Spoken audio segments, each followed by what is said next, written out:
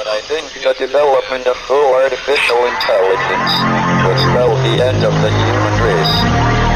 It's a flying object and we don't know what it is. I would hope somebody is checking it out. I don't know if it was a rocket or whatever, but it could be fast, opposite direction. It was too fast to be an airplane.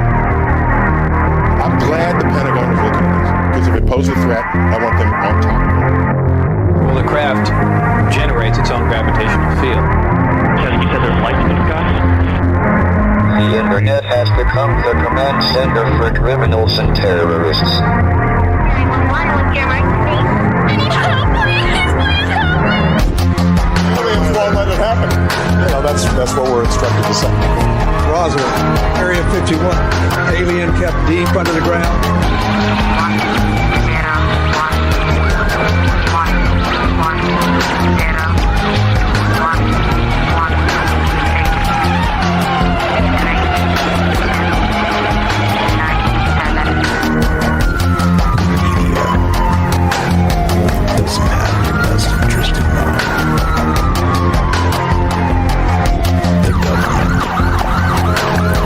1, self-serving. You're here for a reason. You're listening to Troubled Minds Radio.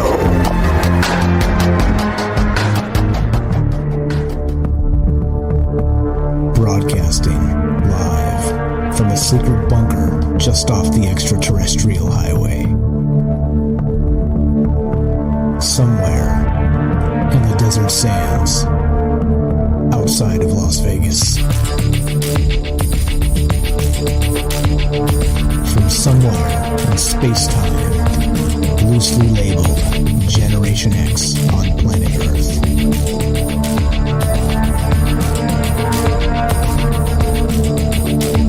And asking questions of you in earnest into the digital darkness. All right, good evening and welcome to Troubled Minds Radio. I'm your host, Michael Strange, and we'll be here at some point with Ash, the reptilian from Mars, and we'd like to say hello to all of you when we also have Troubled Minds. What's up, guys? It is Wednesday night, and that's one of the nights we get together and talk about all the things we're not allowed to talk about. We do Monday, Tuesday, Wednesday, Thursday at 7 p.m. Pacific. And what are the things we're not allowed to talk about? You know what they are. You know exactly what they are. Aliens, conspiracy, the paranormal, the government, academia, the 24-hour news cycle, propaganda, and the general feeling that we live in the upside down. This show is live. We are streaming on Facebook, YouTube, D Live, and Periscope, and we're broadcasting live on the Fringe FM. And, of course, as usual and as always, we're taking your phone calls tonight, and love for you guys to be part of the show. As part of streaming live and part of doing this as we've always done it in the live variety, it allows us to talk with you. Like I always say, we don't have any special insider knowledge here or any of the rest of that stuff. Basically, our knowledge base comes from, sketchy sources on the internet and you guys.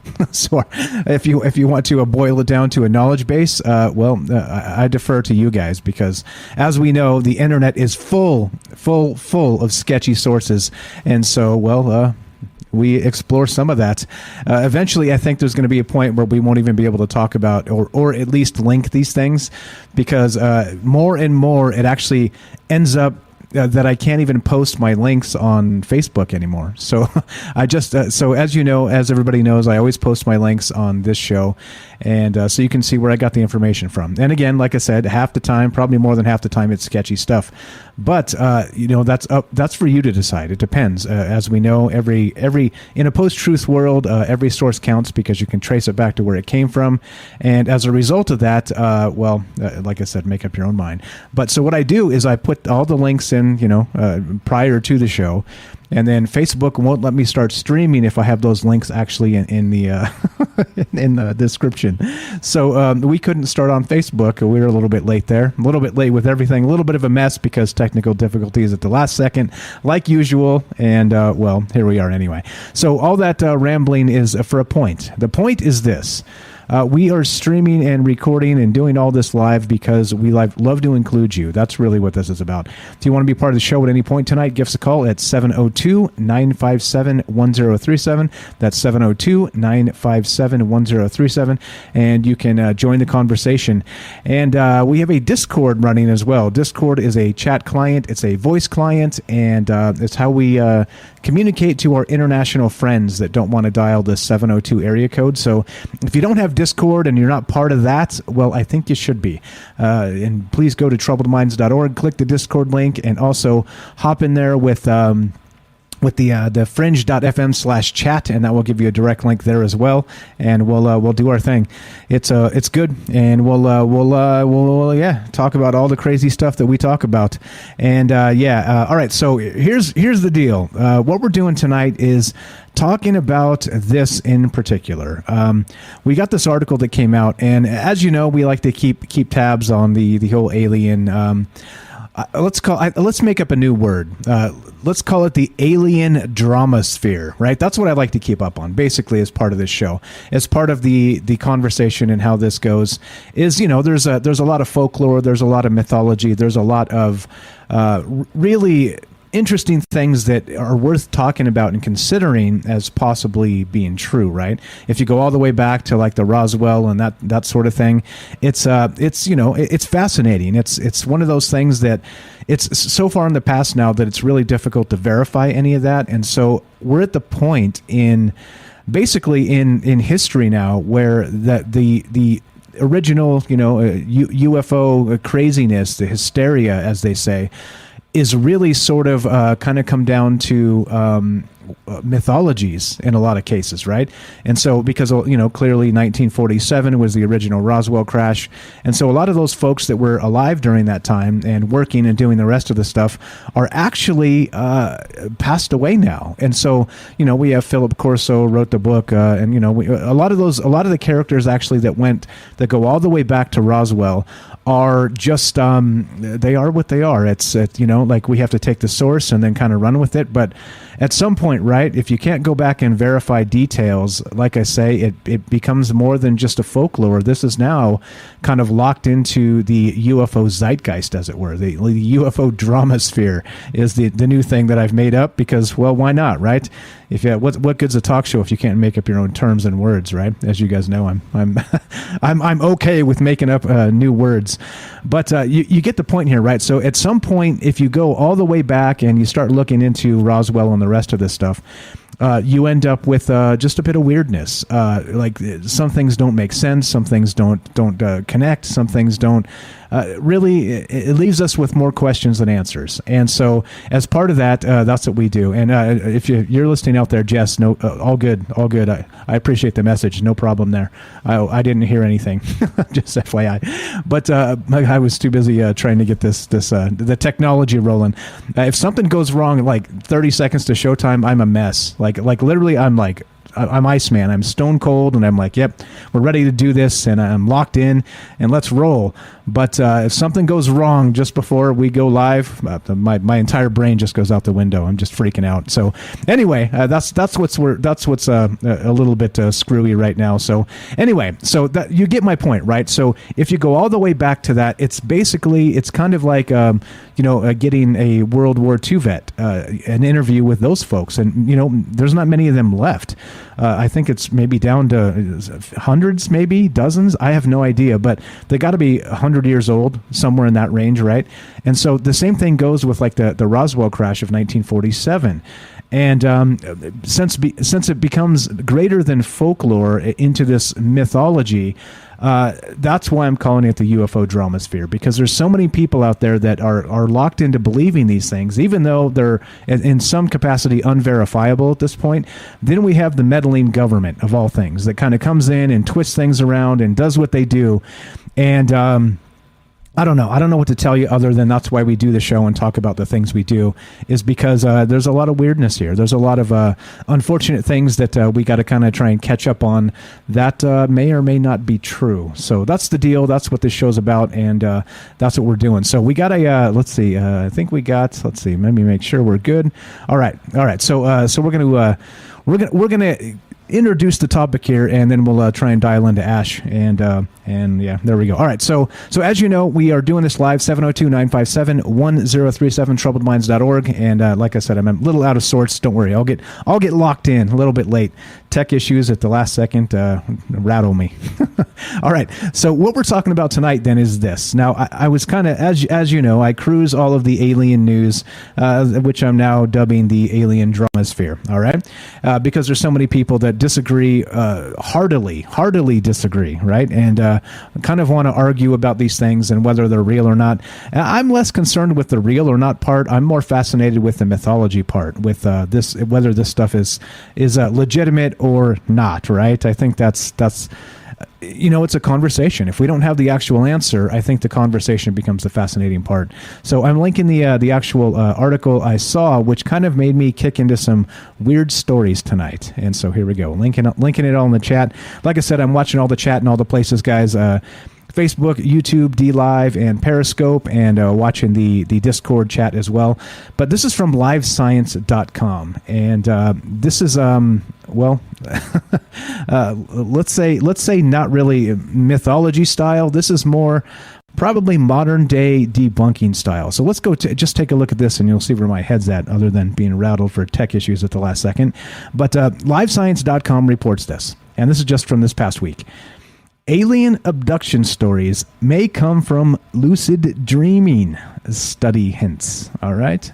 Yeah, so we're not really going to talk about dreams tonight. The dream part is kind of, tertiary to the conversation tonight, because we Ash and I picked out a whole bunch of really strange alien encounters. We're going to maybe line up as a template, as a way to maybe check the mythologies do you think lucid dreaming accounts for many of these, or all of these, some of these? Anyway, let's read just a little bit of this, and you'll see, like I said, I think we're going to have some fun tonight with some of the weirdness that's out there. But this is, again, from Live Science, and it goes a little something like this. Lucid dreaming, in which people are partially aware and can control their dreams during sleep, could explain so-called alien abduction stories, a study suggests. Claims of such abductions date to the 19th century.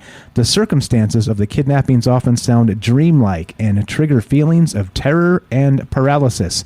Certain dream states are also known to produce such feelings, leading Russian researchers, there we go, more Russia news, Russian researchers to wonder if dream experiments could provide clues about alleged extraterrestrial experiences.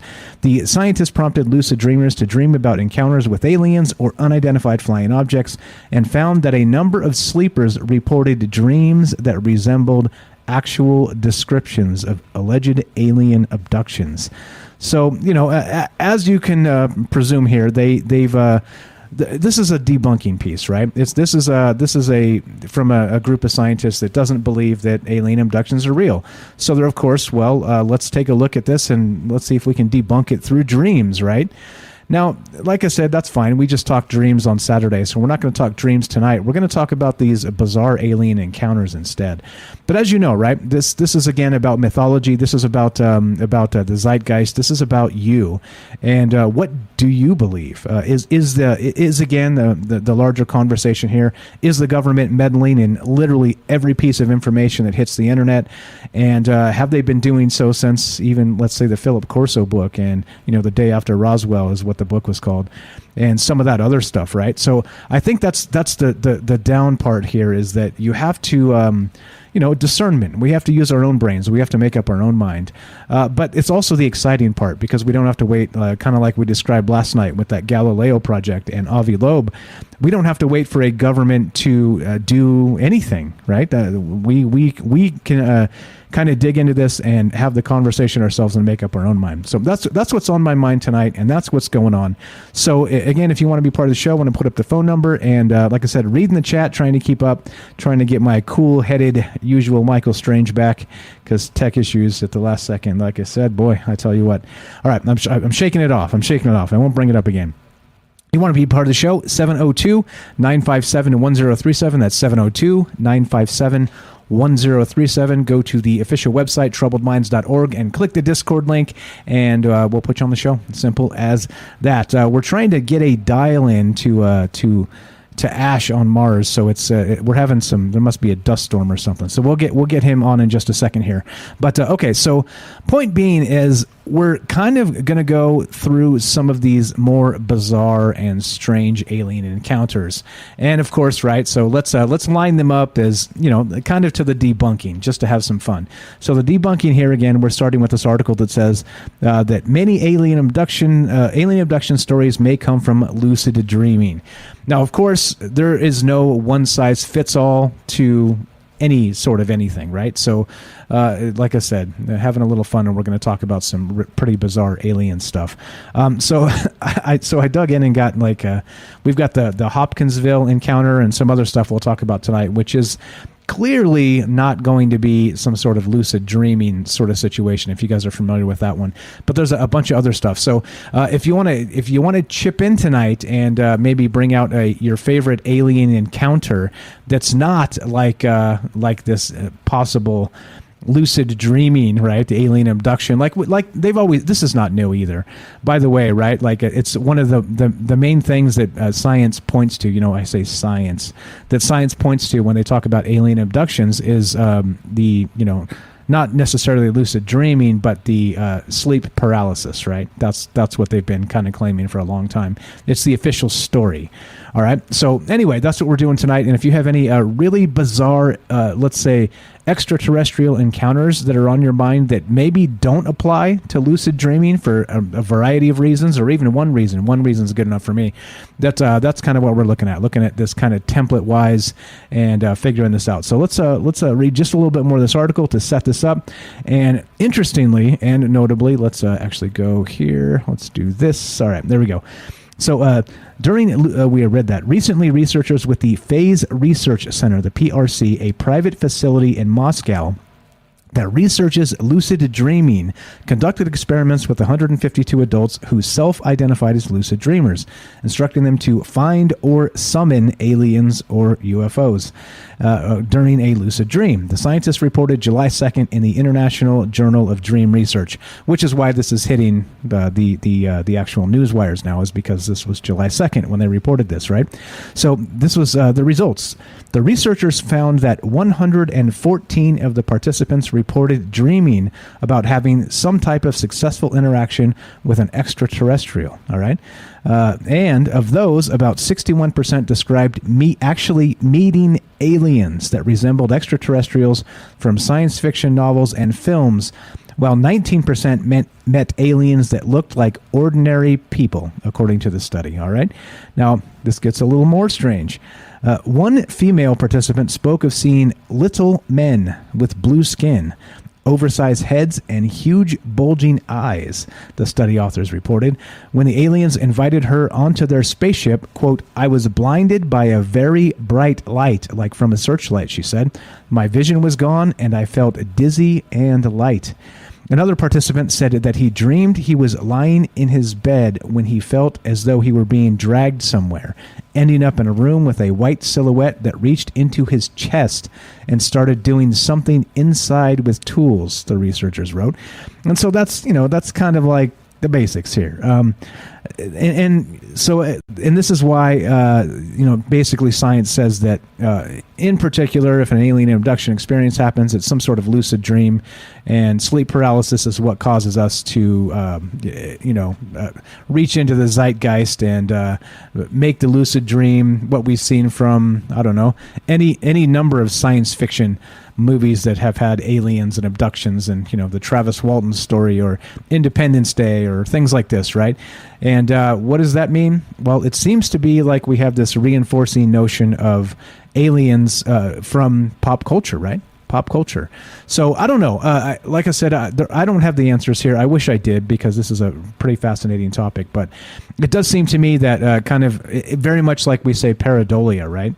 If you always go back to pareidolia as your, which is our mind creates tries to put patterns together, and from random images, kind of like the Rorschach test, the ink blot test, things like this, is that our brain tries to find faces or find objects in random patterns, right? So if we're always going back to these quote scientific explanations for things like this, like again, if anybody's seen a UFO out there, does pareidolia explain it? Or how about lucid dreaming? Does that explain it? Well, I'm going to guess probably not in many, many, many cases. And so that's kind of why we're doing this tonight and having a little fun with this and asking that question. Do you think that pareidolia, and well, look, I'm just adding that as part of the conversation, but whether this lucid dreaming and the rest of this stuff, sleep paralysis, is really the cause of alien abductions and that whole bit for a very long time, since the 19th century, they said here in this article. So I don't know. I think that's what we're looking at tonight and what we're going to do. And yeah, Jack says it right in the chat. Little blue men. I've never heard that one either, and that's true. Nor I. It's little green men, is it not? And we'll actually get to why it may be little green men, because that may be the best part of the stories tonight. But we'll get there. We'll get there. So hang tight. As you know, we'll range far and wide and kind of turn things over and turn this into hopefully a fun time. So that's what we're doing tonight. And like I said, we're still trying to get a direct uplink to Mars, which we'll get probably shortly. And then so if you want to be part of the show tonight, again, if you dial the phone number, simple as this, 702-957-1037, and we're discussing whether you think this pareidolia, typical science explanations, or let's say sleep paralysis and lucid dreaming explains away all the alien encounters, well, that have ever been. Of course, if they want to use a little hyperbole in their article, then you're damn right I can use a little hyperbole in my radio show. So the way it goes is, do you believe that science does a good job of explaining these things away, or do you think that it's intentional debunking, right? Kind of like going out of your way to debunk things that may have some merit. I think that's part of what's going on here. And so we'll get to some of this stuff. Like I said, the Hopkinsville encounter, if you're not familiar with that, that's exactly where the term little green men came from. So all right. So let's see. Where else do we got? What else do we do? Where are we at time-wise? I think we're all good. Still trying to get our uplink to Ash on Mars. And all right, anything else in this article notable that I should bring up before we move on? Because we're going to just move on from this. We're not going to go back to this article because, well, anyway, so just real quick then, let's finish it up. Of those who described their encounters as realistic, 24% of people also experienced sleep paralysis and intense fear. Such emotions often accompany reports of supposed alien abductions, and though individuals who describe being kidnapped by aliens might truly believe that what they experienced was real, these people were likely experiencing an extraterrestrial meeting while in a lucid dream. There it is. There's the conclusion. Kind of no crap, Sherlock. I'm going to file it as that. Clearly humans have a way of tricking ourselves or being tricked by our own imaginations or brains. But do you think, that's the question tonight, that's the overall question, do you think all these scientific explanations really account for all the weirdness, all the strangeness, all the UFOs people see in the sky, or military projects, or basically do you think there's a prosaic explanation for pretty much all of this, for all the alien talk, for all the UFOs and all the rest of this? So we're going to get into some of these other crazy stories as we go, and that's what's up. So if you guys want to be part of the show, one more time, 702-957-1037. I'm Michael Strange. This is Troubled Minds, and we're just hanging out, doing our thing, talking about aliens as we do, and we'll have Ash on in just a minute. Still getting that direct uplink to Mars happening, so there we go. Let's see. Time-wise, we're good. Everything's good. Shake it off, Michael Strange. The technology's working. Facebook has allowed us back on. Just don't share any sketchy links, guys. That'll do it. We'll take you off of Facebook real quick for that. Anyway, so that's what's on my mind tonight, and hope you enjoy the conversation and hope you want to be a part of it. One more time, 702-957-1037. This is Troubled Minds. I'm Michael Strange. We'll be right back after the break with Ash, the reptilian from Mars, to talk about crazy alien abduction stuff. Be right back. Don't go anywhere.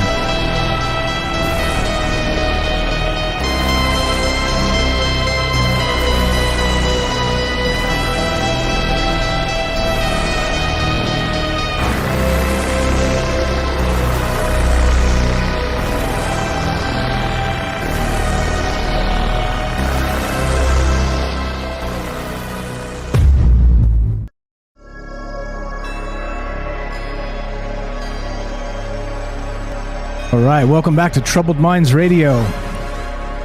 I'm your host, Michael Strange, and we are streaming on Facebook, D-Live, YouTube, and Periscope, and we are broadcasting live on the Fringe FM. And we're talking about how science likes to debunk the alien abduction scenario. With, of course, lucid dreams, with, of course, pareidolia, with, of course, all the things we've heard over the decades, including sleep paralysis, part of that. But I think, as stated by Robert during the break there in the chat, trying to read all the chat in all the places, Betty and Barney Hill couldn't have been a lucid dream, could it? Because, of course, there were two people involved. So I think that's part of this, right? We have some plot holes regarding some incidents out there that have happened in the past. And as part of that, what does that mean? Does that mean that since you can't write them all off, then, well, maybe it's real? I don't know. You tell me. I have no idea here. That's not my purview. I'm not here to teach you the truth about anything. I'm just here to kind of point out plot holes in some of these stories and ask you, is this really what's going on out there? Because I think that's the question. That's the question in my mind.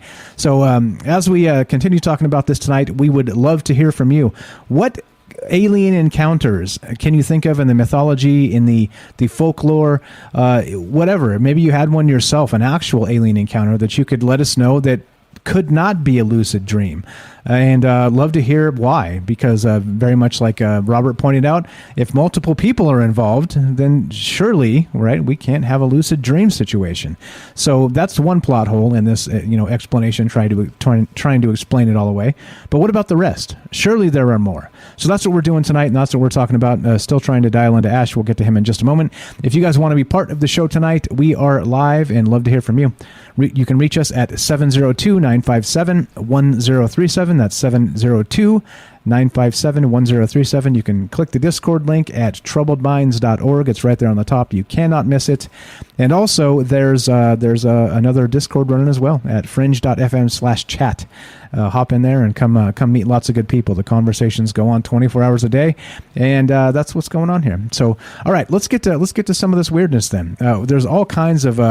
Let's get to a short one because we're still trying to dial into Ash here, but let's get to a short one. This is so before we get to the Hopkinsville encounter, which is one of the strangest ones. I was kind of looking at. Well, you'll know why in a little bit for obvious reasons. That I was looking into points where people were shooting at aliens, right? Like, yeah, pew pew, like actual firearms shooting at aliens. Okay, so let's see. Let me see if I can find this one here. No. All right. Yep, that's a good. Okay, let's do this. These are short. So this is from BuzzFeed.com, and the headline is 8 terrifying alien abduction stories that'll mess you up. It actually doesn't say mess you. It says F you up, but well, it is the radio, and so we can't really say that. So we're going to just go with mess you up. But here we go. I'm linking this in the chat, and you guys can check this out, and we'll read just a little bit of this. And this is what's going on. I have no idea regarding some of these, whether these could or could not be lucid dreams. So we're going to kind of go through some of this and discuss what if that could be possible, right? If this is an actual lucid dream type situation. So let's go with number one, the Gundia McKay abduction. So Amy Rylance, then 22 years old, her husband Keith, and her friend Petra were at the Rylance's home in Gundia, Australia in October 2001. Petra was woken at 11:15 p.m. and went into the living room, where she was horrified to find Amy being carried in a sleeping position out through the window on a beam of light to a huge ship outside. Petra woke Keith, but by the time he entered the room, Amy was gone. The curtain was torn and bushes outside were burnt. The pair phoned the police, who struggled to take the claim seriously. However, around 90 minutes later, Keith received a phone call from a woman in Mackay, Queensland, an 8-hour drive from Gundia, which is where they were. She said he was with Amy. She said she was with Amy, who was in hospital, dazed and dehydrated. No one could explain how she had traveled such a distance in such a short time. Amy was uninjured, except for red marks on her upper thighs and heels, she said she remembered lying on a bed with tall white figures leaning over her, reassuring her and taking samples from her. When she was found, her body hair had grown considerably, suggesting she had been gone for much longer than the few short hours she was missing. All right, so here's a weird one, right? Is this weird enough that we can say, oh, by the way, this didn't happen because it was a lucid dream by multiple people? And again, right, so around 90 minutes later, she reappeared in a hospital that was an 8-hour drive away. Strange, no? So, explain to me this. Explain to me this, science. Well, like I said, right? I can play this game as well. Explain to me this, science. Did this result from somebody's lucid dream, right? Clearly, so if the person dreaming was describing this and that's all the evidence we had, maybe. But if you have multiple witnesses, you have somebody disappearing, reappearing with hair growth that looks like maybe they spent time travel away, right? Again, as always, I'm not saying all of this stuff is 100% legitimate. I'm saying that if claims of alien abduction are clearly written off as, well, lucid dreams or things like this, that I think, there are some instances, probably a lot of cases like this, where it could not be. It just could not be. And so I think that's part of it. There you go with exactly like Matt says in the chat there. So what about all the kids on the playground at the that school in Africa, right? That happened in the 90s there when they all saw aliens. Again, a lucid dream? No, definitely not. Definitely not. So I don't know. So that's what we're talking about tonight. And considering all the things with, is it easy to write off the alien abduction experience with simple things like pareidolia, with lucid dreaming and sleep paralysis, as this one article suggested as we got going tonight? You tell me. That's the entire thing. And as we consider some more of these stories, I got tons of these stories. I look up all kinds of stuff tonight and just finding more and more odd alien abduction stories. So as always, love to hear from you guys. Do you have an idea of maybe a story that couldn't be sleep paralysis, an alien abduction story that could not be? And clearly, you see, it's easy to say, well, if you have multiple witnesses, then certainly that's one way to do it, right? Like, okay, so how do we have multiple witnesses sharing the same lucid dream? Doesn't that become something else entirely? I would think so. So, okay, that's what we're talking about tonight. And if you want to be a part of the show, 702-957-1037. There it is. All right, so let's continue. There's more straight from this list. I'm going to just read a couple more of these, and as we keep on trucking. The abduction of Jesse Long. Which one are we going to listen to now? Oh, hey, well, there you go. I think we're dialed in. I think we got our uplink to Mars. What's up, Ash? How you doing, buddy? Oh, hey guys. Hey. How you doing? I didn't know how to. I didn't quite know how to interject here. So. Oh, all right. So. All right. Hi. Well, what's up, Ash? Welcome to the show. How are you? Good. How you doing? Sorry, I'm a little late. You know how it is up here in Mars. It's pretty nuts. There's all kinds of crazy stuff going on. As always, crazy stuff on Mars, and that's okay. We're sending you help. No need to worry. That doesn't sound good. I don't like the sound of that. What do you say? Are you sending me some good old American freedom kind of help? I'm not so sure about that. We'll see what Elon Musk brings up to the table here. But yeah, I think we're working on sending you some help. But yeah, okay. So there's no oil on Mars, Mike. There's no more oil. Please don't. I'm aware of that. Unless Elon finds some, then you're in big trouble, buddy. You're in big trouble. Oh man, yeah. I'm just gonna move to Pluto next. Yeah, exactly. So, all right. So I don't know. So welcome to the show, Ash. You want to tell everybody about your channel and introduce yourself, and let me take a swig of beer. That'd be amazing. Sure. Take 2 swigs. Hi, I'm Ash. I'm a reptilian. I'm stranded on Mars. I consume your human culture because it's quite boring up here. And I have my own YouTube channel where I talk about things that I want to talk about. Aliens, UFOs, weirdo stuff. The good stuff, right? Stuff you look at 4 a.m. on YouTube. So come check out my channel, Ash, Reptilian from Mars. I'm here every Wednesday, talk about weird stuff. And it looks like Mike's already got the party started. And it's great to be here. And that's kind of it. I also do live streams too, where I'm actually in my reptilian form. You can see me in my my handsome scales, and that's kind of it. So what are we talking about tonight? We're talking about abduction, or just basically how alien stuff, all the stories are just in your head. Ooh, it's all just a dream. Every single one of them. Sleep paralysis. Hey man, isn't it fantastic to be a scientist and just be able to, do an experiment with a couple hundred people and just say you got the answers. You got the answers, right? So it's much harder to just come up with answers because you just look like a fool. So that's why I just go with the questions instead. But okay, so anyway, that's actually, Mike, that is a good point, and I know we want to get into it, but it's actually a really good point. There's something about science where scientists, medical doctors, the more educated are very scared of taboo topics. They don't want to be associated with them because it can make their career toxic. They basically have these people who are woo-woo and crazy. But if you look back through history, those are the people who make the progress. Nikola Tesla is like the man, right? In history, he brought about the electric age, and he was a complete weirdo. So we are creating a culture in this education to basically stay within the box. But isn't that what they're supposed to do? Is discover and learn? And I think it's really slowing us down and hindering us. Like on the UFO subject, right? UFOs are real, and it's like the old rusty gears are now just barely starting to like move. But the stories and the stories and the narrative about UFOs has been going on since the 50s. Like, how many scientists, just went off in the path and took the chance and studied these things?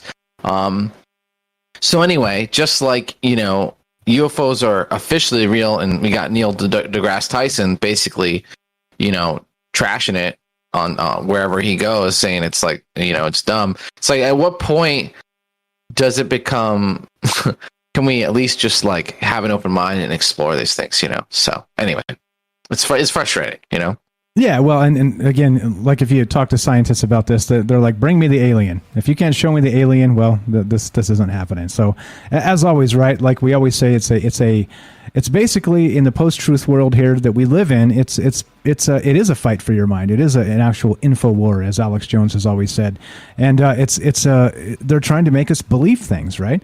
And part of it could be, so again, I'm open to the idea that all of this, sure, may be like some sick dream. And, a lot of these mythologies may be false entirely, and it's part of like this huge psyop. I'm open to that too. So I'm open to all the possibilities. And that's why we kind of talk about it in this format to include you guys, because who knows? Like maybe we missed something, right? Maybe that we are kind of so into the details sometimes of some of these cases or whatever happened that we're missing the forest for the trees. And you guys can point something out very specific that's like, hey, just, take a step back and look at this. And that's why we do it this way. Right. So but, yeah. I mean, that's also a good point. Like, it may be all nonsense. Well, okay, be thorough about it, right? Go into it. Listen. I mean, there's been a lot of people who have listened to abductees' stories and have actually been like, uh-oh, I think there's something here. And then those people are just cast out, right? And immediately and disregarded. But if science was thorough, if people were thorough and they really investigated it, not like Project Bluebeam or some government thing, and it turns up there's literally nothing, or you catch someone lying, you catch them all lying, then okay, like be done with it, right? But I just feel like as a scientist, an academic, when you get these hints, these rumors of things, you can make the most progress in scientific discovery by like stumbling on things, right? Or maybe everyone who does stumble upon it gets a little visit from the Men in Black and gets kind of removed, or they're gets suppressed. I don't know. I'm not saying that's the case, but if it turns out, right, UFOs are supposedly real, right? That they successfully suppressed that for a long time. So maybe there's just an active mechanism that's really good at keeping a lid on these things. And maybe there are scientists who explore these things and kind of shut up. But I don't know. Anyway. Yeah, did you hear that one story with the so in Australia? So the one person was being ferried out of a window on a light beam, witnessed by other people, and then 90 minutes later, they found this individual that was supposedly abducted an 8-hour drive away, and it looked like her hair had grown, like there was some sort of time travel situation happening. So what I want to know, wow. yeah, right. What I want to know regarding that is how could that be a lucid dream? I think if there's any part of that that's remotely real, no, that's something else. That's something else. Come on.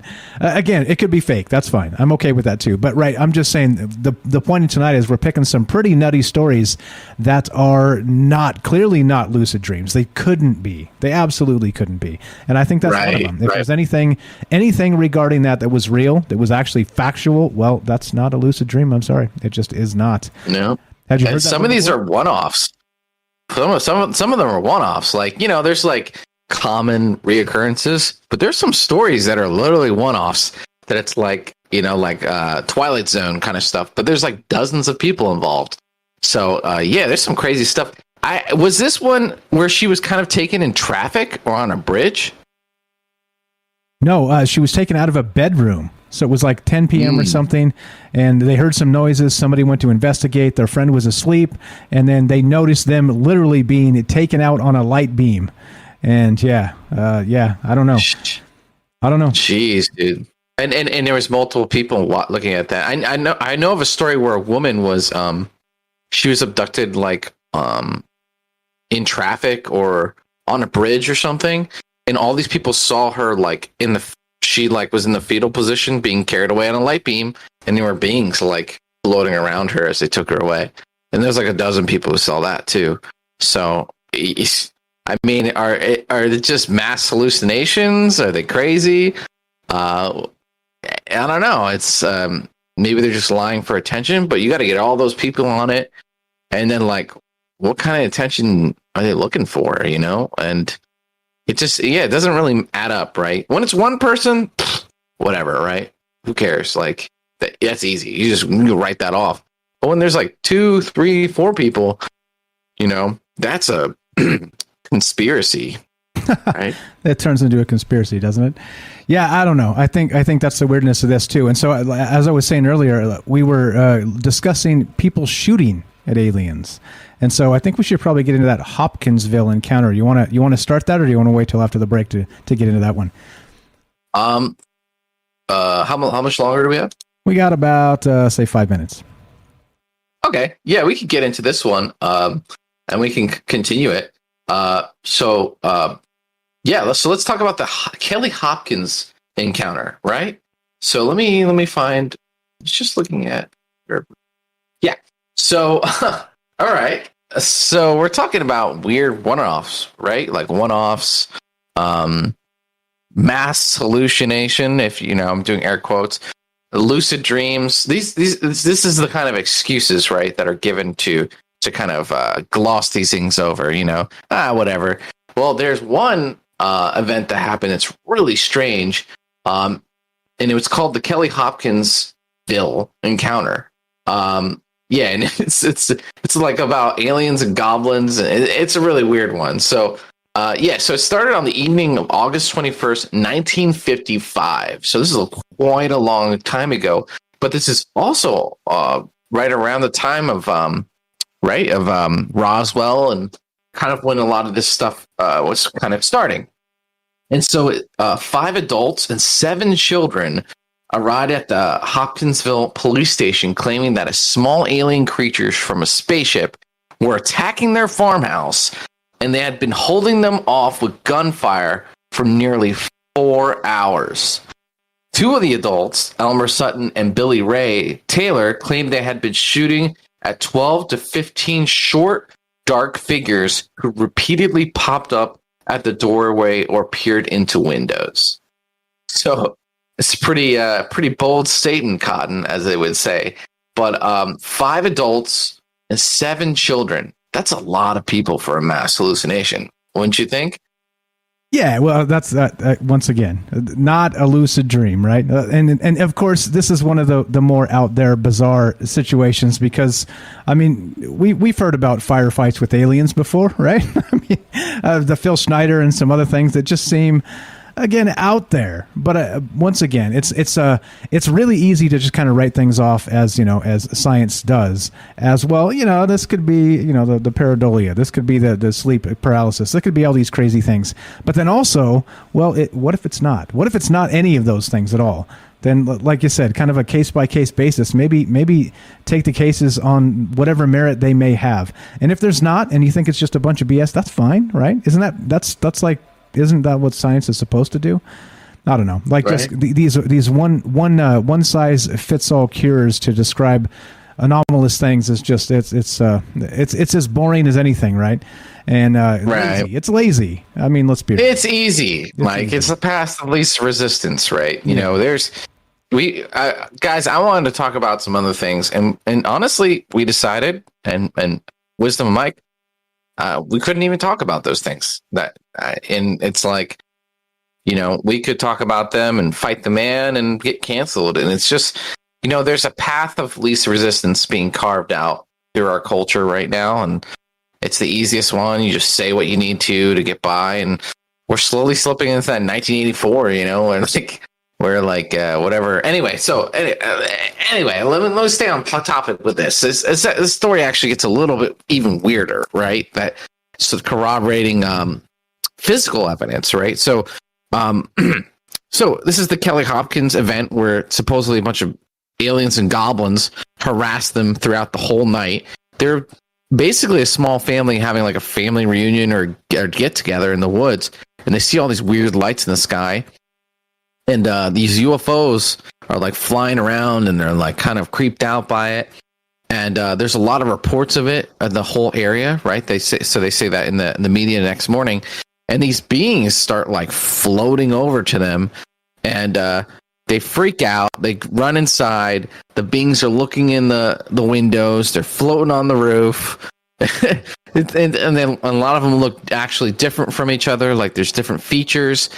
And they're doing like weird hip movements, and they have just whatever. So they freak out. They get their guns and they start shooting these suckers, right? And the bullets bounce off of them. In fact, one said that when a bullet hit them, it kind of like the momentum pushed them back slightly, and that it made like a noise of like something rattling in a tin can. Like they had force fields, and they were shooting these force fields. And these things were just harassing these people, just looking at them. They didn't really like shoot them or do anything really back. But can you imagine like beings, like a dozen of these suckers just like floating around looking at you? You're going to freak out. You don't know what's going on. It's the 50s.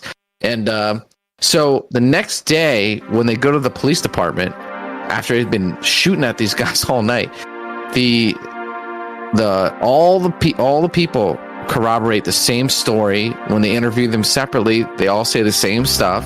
It's like when the FBI, it pulls you apart to see if there's inconsistencies, and there are bullet holes everywhere, and there are bullets all over the ground. They had really been, if this was a mass psychosis, that means that they were shooting at something for 4 hours straight. I'm going to say not a lucid dream. All right, guys, you're listening to Troubled Minds. I'm Michael Strange. This is Ash the Reptilian. We're here talking about odd, crazy UFO alien experiences, abduction experiences that can't be simply explained away by lucid dreams and sleep paralysis. What do you think? Love to hear from you. 702-957-1037. Don't go anywhere. More Troubled Minds after the break. We'll be right back.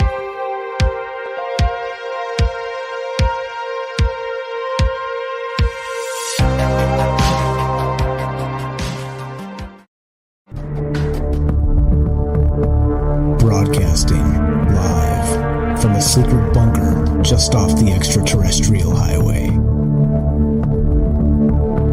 Somewhere in the desert sands outside of Las Vegas. From somewhere in space-time, loosely labeled Generation X on planet Earth.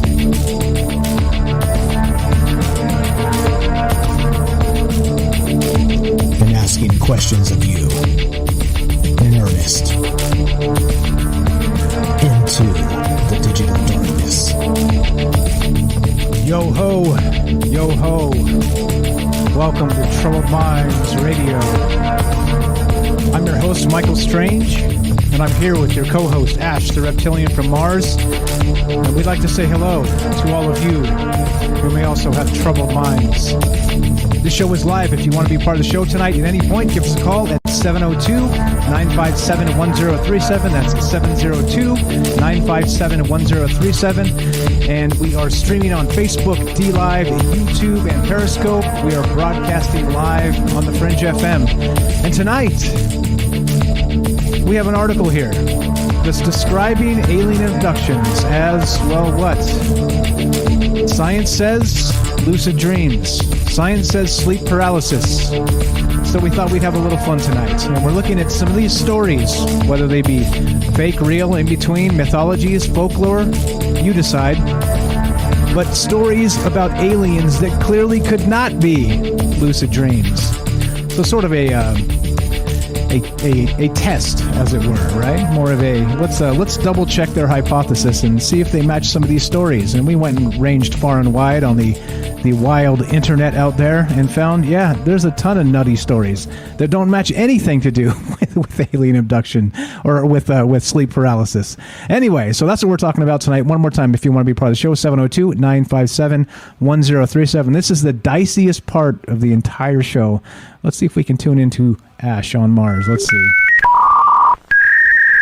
Earth to Mars. Ash, do you copy? How are you there, buddy? Hello, humans. Are you there? Present. Present's working. All right, we got it. We got the dial-up working. I upgraded the bunker, and every time you tinker with something, everything goes wrong. So that's just the way it is. That's just the way it is. So, all right. That's the way especially when you're in a bunker. Yeah. I guess that's probably part of it, right? That's probably part of it. So maybe I should just retire back to the house, and it'll be all good. All right. So what's up, Ash? What's going on tonight? You want to tell everybody what's up with you and Mars and everything else? Hello. Yeah, Jeff Bezos has gotten a lot of bad publicity recently, so things have gotten a little bit more quiet here on the Amazon death clamps here on Mars. But yeah, just enjoying the weather. It's a little off season this year. It's not too crazy up here. Matt Damon's still slinking away in my caves. I guess he came in during the Interstellar movie, and he's been just making potatoes. There's potatoes literally everywhere. He shanked me last week, but no, just managing to get by. Doing the thing. All right. I like it.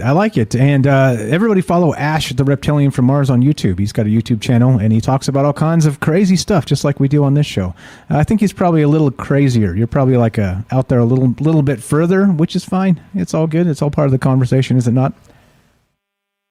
Yeah, I'm you know how there's far right and far left? I'm far north in space. Far north in space. Northern Mars. It's a region, I guess. It's not Cydonia.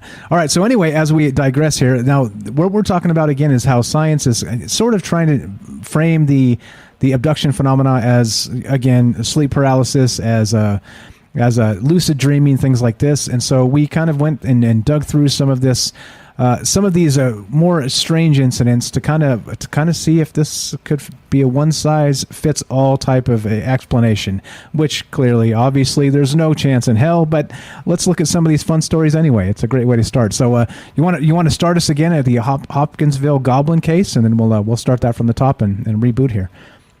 Yeah. So let's read from another kind of thing. There's a lot of details in the story that make it really interesting, and there's some nuance. So I'm going to read some of this, and you can. I'll do my best to be entertaining while reading. My reading comprehension levels are okay, we'll get by. We'll get by with it. So we'll do our best. We're going to make it. You let me know. You cut me off, Mike, when you start falling asleep. Okay, man, don't just pass out on me. All right. So all right. Here we go. So we're talking about the Hopkinsville Goblin case, a very interesting case that actually happened in the early 1950s, where supposedly alien goblins came around and terrorized a small town family throughout the night. So yeah, let's this is from the KY, I guess the KentuckyForky.com, the Kelly Hopkins encounter. Yeah. So centering around the members of Sutton and Taylor families who were both occupying a aforementioned farmhouse at the time. See, these were two separate families. That's actually important. If it's just like one family and they're in their own bubble kind of going crazy, these are two separate families meeting. They're having a family gathering. So this is on the evening of the 21st, and around 7 p.m., the quaint country homestead was allegedly visited by flying saucer spacecraft, reportedly to have landed in a nearby field. Around the same time, various local law enforcement officials, a state trooper, and residents of a neighboring farmhouse also noticed the presence of strange lights or unidentifiable aircraft within the area. Shortly thereafter, a ghostly face appeared in the home's window, then quickly disappeared. Can you imagine you're just hanging out, having a good time, and then some glowing goblin face just pokes up? And no one's ever going to believe you. But you know what you saw, right? So anyway, strange noises coming from outside made the family restless, and especially the family dog was freaking out. So the men of the house, the Billy Ray and Elmer Lucky Sutton, ventured out with their guns in hand. Some reports say the two initially noticed the creatures in question as it emerged from a nearby patch of forest. An original article from the Kentucky New Era newspaper claims that a large hand reached down from the roof awning and pulled Billy Ray up by the hair. But despite the discrepancies in how it initially took place, all parties agreed to what happened next. Which was a lot of shooting. The day after the day after the incident, an interview was conducted with the family by local radio personality and professional sketch artist Andrew Bud Lidwin. I'm terrible with names. So there's a lot of sketches. If you're interested in seeing what these things look like, they look like weird. They're like a gray, between a mix of a gray and a goblin, and but glowing. It's really weird, and it's a very unique case, right? And again, it sounds crazy, but there's a lot of people involved. So the various 7 adult members of the house that witnessed the initial extraterrestrial approach were split into groups and asked separately to provide descriptions of what they saw the night before. So like the FBI, you split them in groups and you look for discrepancies in their story. The sketch drawings were consistent. The gremlin-like creature described was 3 feet tall with pointy ears, large claw-like talons, long limbs, and legs apparently atrophied as it hovered like a ghost while swimming through the air. That was the word that they used, swimming. So apparently, according to these people who lived in the 50s, these beings had legs that were atrophied because they floated wherever they needed to go. They didn't walk anymore. Isn't that a weird detail to like mass psychosisly remember? Right? Yeah. It's swimming through the air, goblins. So as I was looking, I am putting photographs of these critters up. These whatever these things were, aliens, goblins, whatever you want to call them, from the Hopkinsville incident here. Maybe drawings, artistic renditions, whatever you want to call these things, right? And they do seem like the first thing that kind of came to my mind was the guy from Gremlins. What was his name? Like the main bad gremlin. Spike. What was it, Spike? Yeah, like they look like kind of like that, kind of like gremlins. After they got all when they're all cute and fuzzy and stuff, and then they do the thing they eat after midnight, and then you get this. But I mean, maybe this is what spawned the actual Gremlins movie with Spielberg and all that. I have no idea. But okay, so then everybody agreed that. The shooting started. Once these aliens showed up, they were swimming through the air, a hand reaching up and grabbing Billy Bob. Man, this is bad. This is like the Family Feud on steroids, right? I mean, this is bad. Yeah, imagine you're all sitting around having a good time, starting a fire. You didn't have electricity back then, right? You pretty much used candlelight.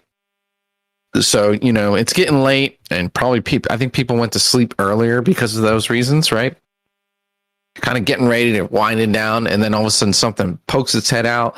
The dog's freaking out. There's weird noises outside, and the men are like, all right, well, horror movies haven't really been invented very well yet, so against better judgment, we're gonna go investigate the noise. Like I've seen enough horror movies. It's like, oh, there's a noise outside. Too bad. Yeah, exactly. I'm not going out there. Let's lock the doors. Let's make sure everything's locked up and just to stay in here. Yeah. That's the horror movie trope, right? Don't investigate after midnight into the cornfield. Just don't do it. It's not a good thing. Nothing's good's going to come out of it. Yeah. Nope. So as a result, that's kind of the same thing that happened here. It went down, didn't it? Where they went out to investigate, and Gremlins. Oh, there you go. The bad Gremlin's name is Stripe. Thank you, Flatfellow, in the chat. Stripe was the name. That's right. Yep. So yeah, I mean, like again, my favorite Gremlin was the one who sang New York, New York. And had glasses. Yeah. Is there one that did that for real? Yeah. Have you seen the sequel? It's ridiculous. No. There's one made of lightning. There's a bat gremlin, a spider gremlin. There's one made of tomatoes. There's even a woman gremlin who's very voluptuous for a gremlin. You haven't seen the second one? No, I can't even. It's probably been 30 years or whatever. Whenever the first one came out, since I've seen that, I never rewatched it. So I'm going off of like a really bad, terrible memory here of what these things look like. But anyway, yeah. All right. So then they start shooting, right? So this is what I was joking about when we were talking about this last night. I was like, well, I guess you could maybe count out the lucid dream theory by just counting how many shells are missing in the morning, right? Or bullet holes in the wall, as it were, and that's a little bit nuts, isn't it? Yeah, and especially when there's 7 adults and like a bunch of children, and it's like, and they're basically seeing this stuff all night, shooting, and everyone has the kind of the same story. It's like, what did they convince all the children to like lie to? And then all these other people saw weird lights. And look, like, are all these alien stories true? This is an important, actually. No. Are all alien stories true? No. No, of course not all of them. Of course definitely not. No. Are most of them fake? Yeah, Probably. Probably. Right. Yeah. Yeah, probably almost all of them, right? But only one has to be real, and it changes everything we know, right? Just one changes everything. And how do you validate that? How at what point, besides Bleeblop 5 coming out on stage and and taking off all his clothes and showing you everything he's got, I mean, beyond that, how would you ever believe it? Photos can be doctored, video can be doctored. Like, at what point, what does it take? It literally, unless the president comes out with Bleeblop 5, you can always deny it, right? Even if a whole city sees something. You remember there was like that giant blue light in New York? And I'm not saying that was an alien, but they said it was a transistor. Boom, done. Right? It's done. It was a transistor. Oh, okay. It's swamp gas. So at what point, people, I think we're all trained to really stay away from this stuff. The stigma is really strong, like I said, with academics and everything. And I even suspect it's programmed into us.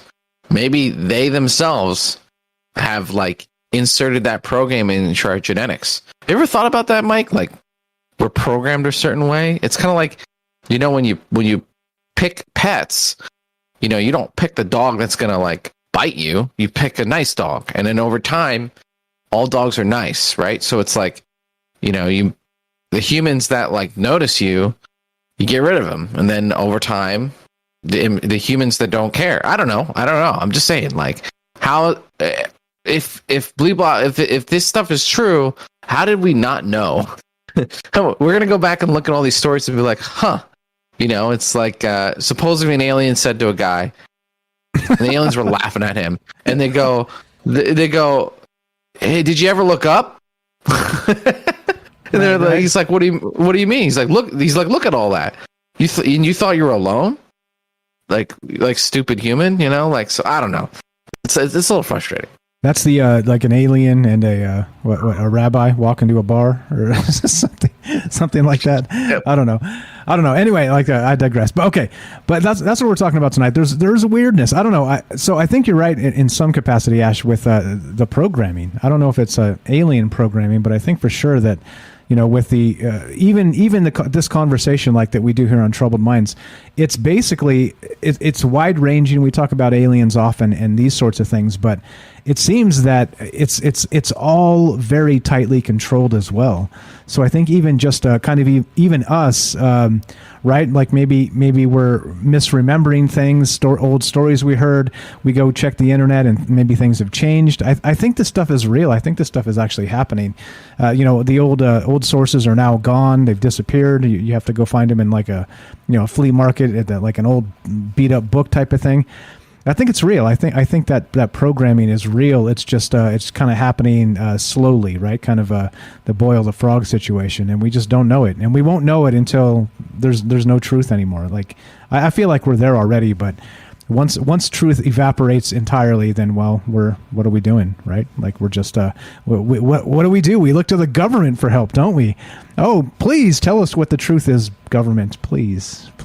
Right, and you know, it's a natural instinct. It's like, you know, people grow up with parents, and that's what we're used to. So you want to have like some sort of parent. You want someone else to be running the show, and you just live in it, right? You don't want to be worrying about that stuff, and you just assume someone is taking care of things. Whether it's the big man, the bearded man in the sky, you know, your mayor, your president, you know, the Anunnaki, you just assume like, you know, someone's running the show and you just worry about your little world. And that's kind of it. And I don't really blame people for being like that. You know, like why worry about stuff that doesn't affect you in your life? But at some point it's like, oh man, if there's alien life, it changes everything. So I think that we should be more committed to figuring this out and these weird stories, like dedicating some resources to really investigating these and putting these together.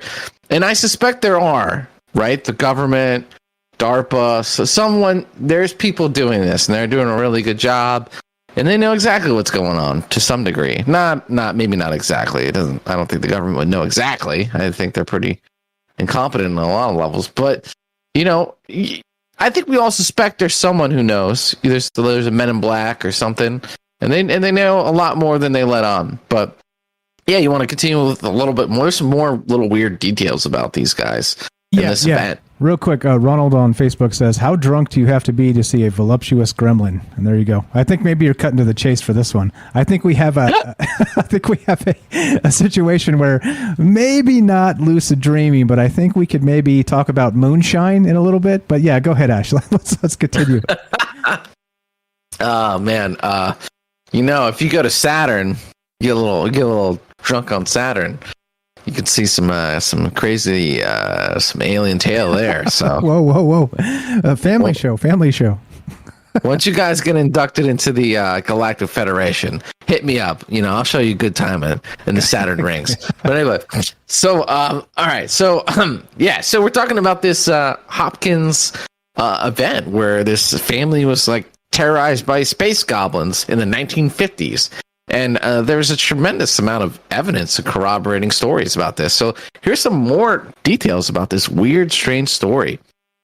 That they had these long limbs and these legs that were atrophied, and that they glowed like a ghost-like aura while they swam through the air with their hips or something like that. It was like I can't even imagine what they mean. And so they had metallic skin, but with a green aura. Huh. It was a mere stone's throw. I'm sorry. I'm trying to imagine this. It's like, are they wearing? I guess they're wearing a suit, right? Or maybe they're robots. I don't know. But anyway, they had a green aura. Well, that's really gremlin-like. And was a mere stone throws away from Taylor and Sutton whenever the two opened fire on it. Okay, so initially there was just one being.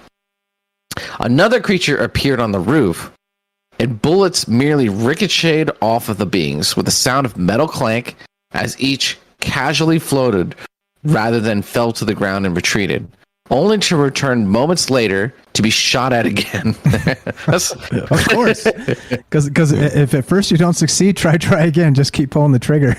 That makes sense to me. I respect that, man. I respect this family. They get it done. You know, they pulled the trigger. Heck yeah. Heck yeah. So wait, so the bullets ricocheted off of these actual entities, these gremlin-looking things, whatever they were, and then they retreated and then came back, and the shooting begins again.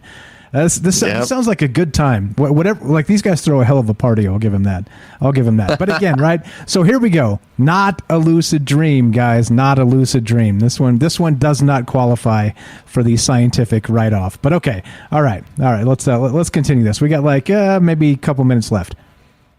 Yeah, so only a little bit left. So the family quarantined themselves inside the home, where over the course of the next several hours, the creatures seemed to play a terrifying game of peekaboo. Their ghostly metallic faces appearing outside windows and doorways, only to be shot at those inside. So they're shooting through the windows and the doors and stuff at these guys. They disappear and reappear, though never passing the threshold of the house. Oh, vampire goblin robots. Hours later, the two families were able to flee the home, where they rushed to a local police station, visibly shaking and begging for assistance. So they're saying that, they were on the verge of hysteria. The doctors checked them out and they were freaking out. It was noted that families, although obviously terrified, didn't appear to be under the influence of alcohol. There goes the moonshine theory. No, come on. Even the people shooting? Come on. No. You don't shoot. Maybe they were hidden. No, come on. You don't shoot up your house, the neighbor's house. Well, I guess unless maybe it really happened. All right. I'll lay off that for a sec. But all right. What the heck? Officer Greenwald attested that they weren't the type to run to the police for help. I guess they knew the family, but rather reasonable folk. And it don't seem very reasonable now, shooting through the window and the doors. 4 officers followed them back to the home, calling for radio backup, which had 16 people. So I guess those 4 officers got spooked, and they're like, nah, screw it, let's get more people. And so the aliens vanished and left no evidence of their appearance. Because they hovered, there was no tracks, right? Although the home had suffered noticeable signs of gunfire battle. Yeah, okay, I would imagine. The only physical evidence left to be found was the odd luminous area near a fence row that was initially photographed. So I guess one area was glowing, but that went away pretty quickly, the glow. And as they were all looking around for these aliens, someone stepped on a cat. It scared the bejeebus out of everyone there. It's always got to end with the cat. Hold that thought, Ash. Everybody, this is Troubled Minds. I'm Mike. This is Ash. More crazy alien stories after the break. We'll be right back.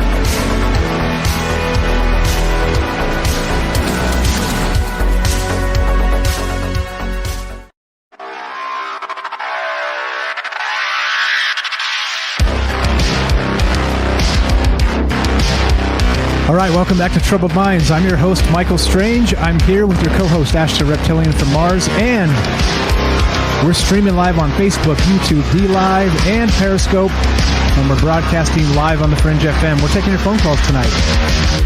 Do you think that all of these alien occurrences, abduction phenomena, sightings, all the rest of this, do you think, let's say even most of it, can be explained away by, I don't know, lucid dreaming, by sleep paralysis, by the rest of this? Or do you think that's just a lazy way of writing all of it off?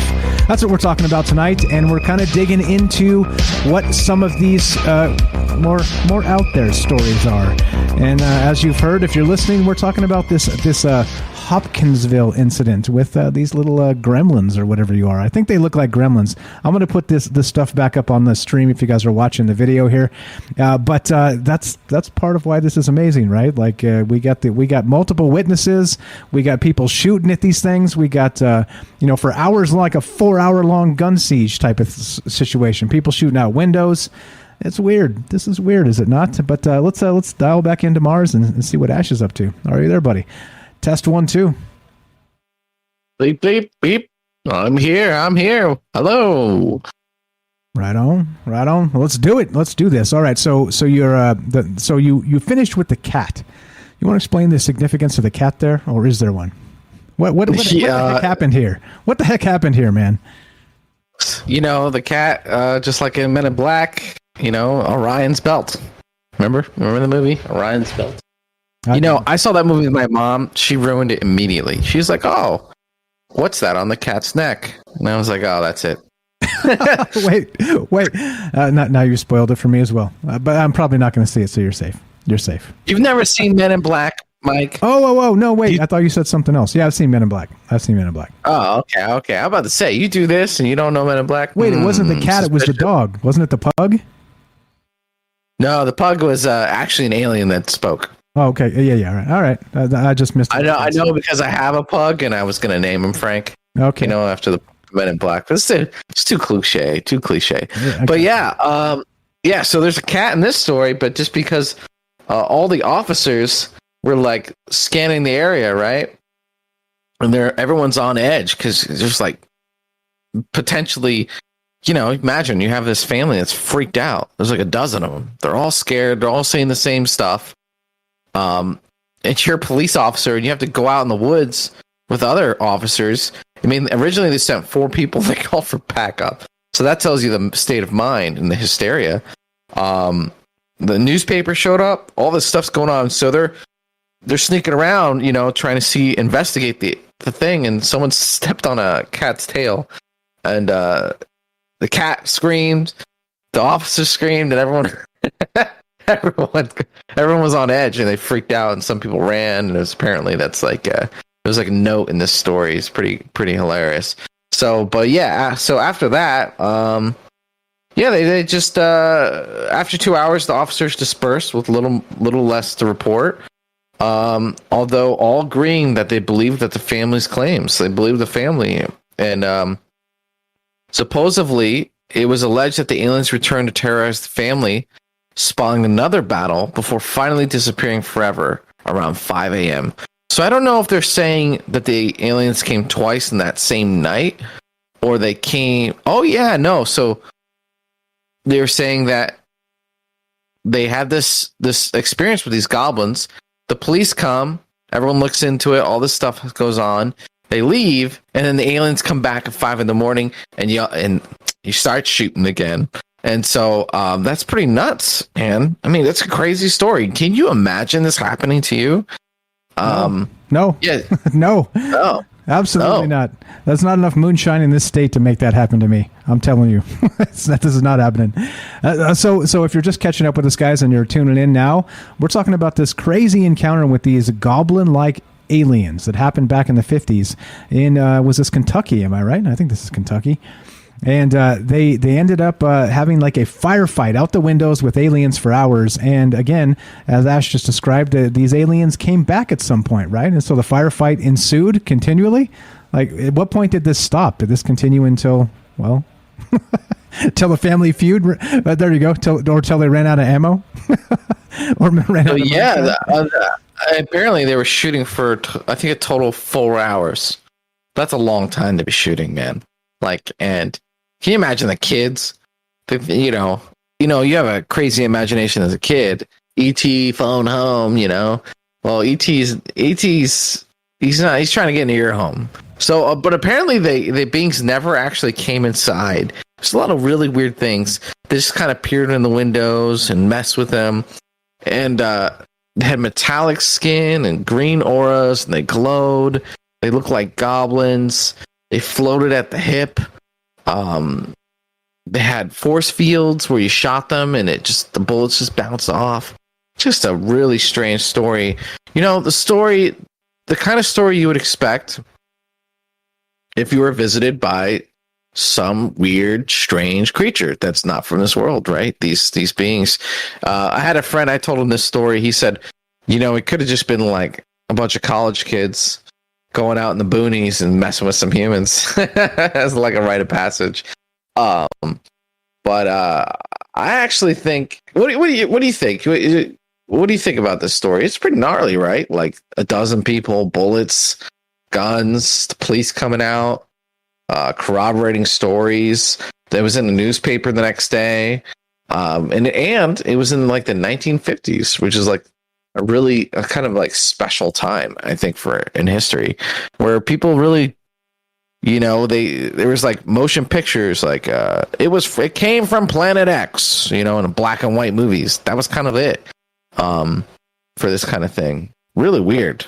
Yeah, it is odd. So, and you're right. So the 50s with the comics and they started kind of spawning this whole alien invasion into the zeitgeist type of thing. And so who knows? I think this is one of those weird ones that I don't know. And as I stated when we started tonight, it's kind of so far removed that without being able to look at the evidence directly, all we have is a really, really, really great, amazing story, don't we? Because it's hard to beat this one. If you're in a firefight with aliens out there in the wherever the heck this is, and moonshine may or may not be involved, and there's actual bullet holes in the house and in the neighbor's house. At least nobody got injured, right? Like no actual people got injured. No, and then that's the weird thing. Like, the aliens were peering in, and supposedly one touched Bunga's hair. They're being weird and doing all this weird stuff, but no one really got hurt. They didn't really do anything. That's why, if this is a real story, I like science fiction, and I like to kind of like, let my mind wander on this kind of stuff. It's like, were these just robots, that they were just like sent to investigate, or are these really beings? I don't know. It's a real story. It's a really awesome story. There should be a movie about this for sure. And I heard that Steven Spielberg used this as a reference when he made Close Encounters, but definitely wasn't. Yeah, there's no real movie about it. Which is a shame, because this is an amazing story, right? How often do you get like an actual shootout with aliens? And by the way, speaking of shootout with aliens, why is there no Phil Schneider movie? Stuff's weird, right? You look at all the stuff in Hollywood and all the weirdness, right? And they're like, they put all this just absolute garbage out there, and they're able to put the little star by the title and say based on a true story, right? And it's not even close to the true story. It's like based on. It's like, oh well. So why the hell don't we have the Phil Schneider, the aliens? I guess I'm going to answer my own speculation here. Is because it's less exciting than if you do laser beams and motherships coming into the atmosphere, isn't it? You think people would go see this movie? I would. I totally would. Yeah, like with goblins and aliens and weird stuff like that. Who knows, And it's just a weird one-off, because you don't really hear, there's like Dr. David Jacobs kind of work, and there's a lot of gray aliens, and sometimes there's like mantises or weird stuff like that.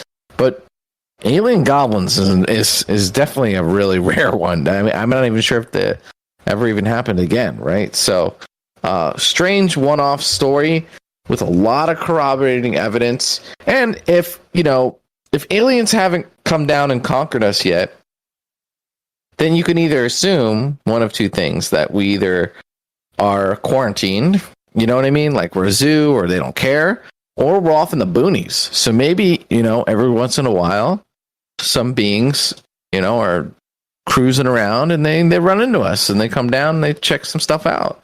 And maybe that's what would happen here. Another mass sighting is that Zimbabwe story where there's all these children, and a UFO landed, and the being came out and telepathically communicated with the children.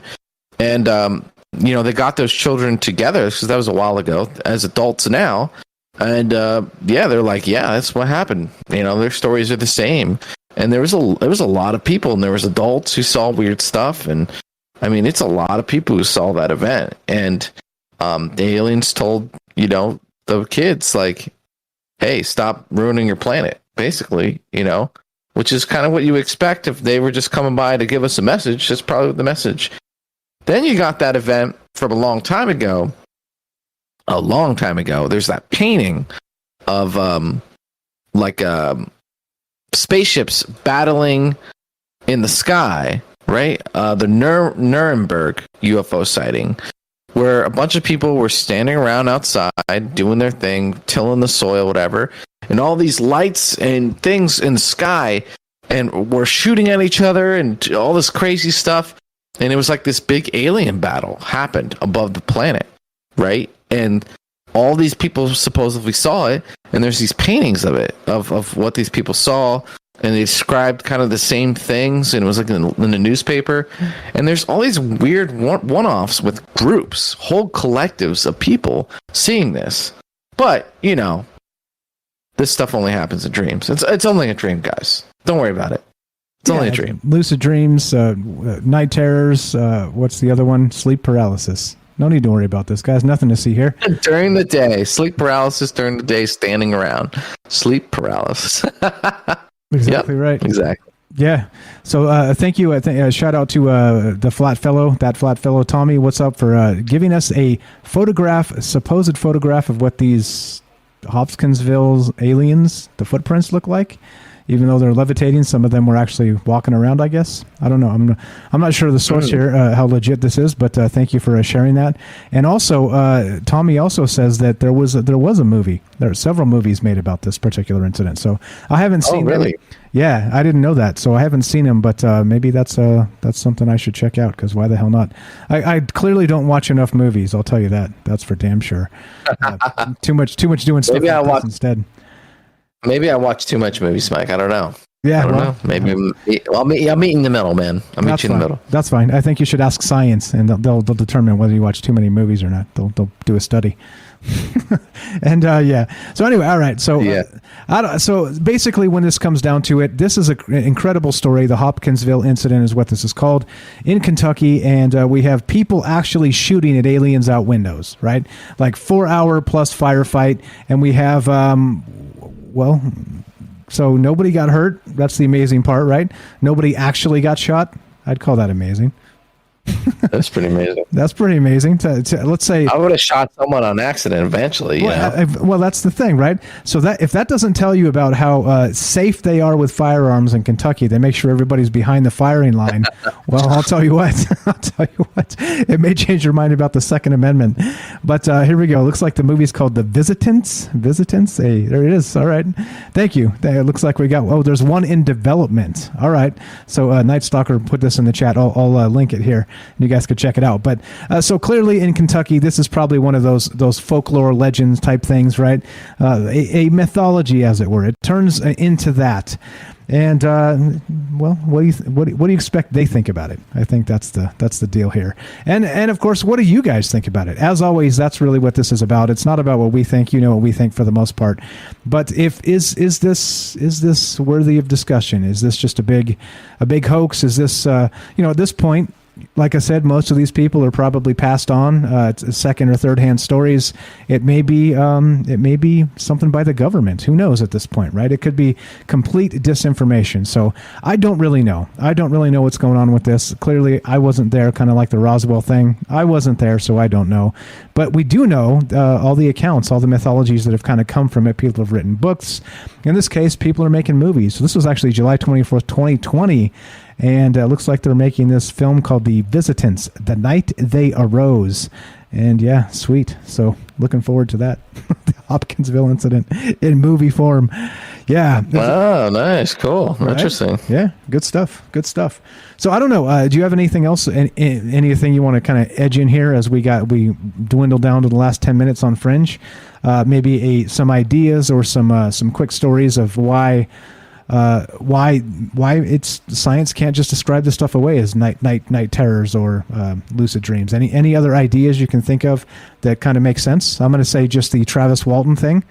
Five witnesses out near Snowflake, Arizona, and I'm more familiar with the case now because it's back in the news. By the way, that it may have been hoaxed. By the way, so we'll actually get to that. I'm going to try and get Erica Lukes on the show, who actually did a long live stream discussing why or why not the fire in the sky story may have been fabricated. So that's kind of Jimmy Church is all into this, and it's become a thing recently. So it's back in the news. I've looked into it a bunch more, so I'm familiar with where all this stuff happened. But if that went down as they described, right, the Travis Walton fire in the sky incident, they got 5 witnesses in the truck. Travis Walton goes missing for several days, right? He shows up naked, calls on like midnight on a phone booth somewhere, and all those places still exist. So I think that's part of the way this goes is, people should be kind of boots on the ground investigating those places and kind of seeing the likelihood of these stories and seeing if there's maybe other explanations. and there may be just as a teaser for maybe what may come on Troubled Minds here. Not really necessarily soon, but maybe next week we'll talk about this. We'll see. But so if it went down the way it said, five witnesses, the guy went missing for several days. The National UFO Reporting Center actually has the logs of the initial calls from Travis, not Travis himself, but his brother's friend, I believe, was the first call. So I don't know.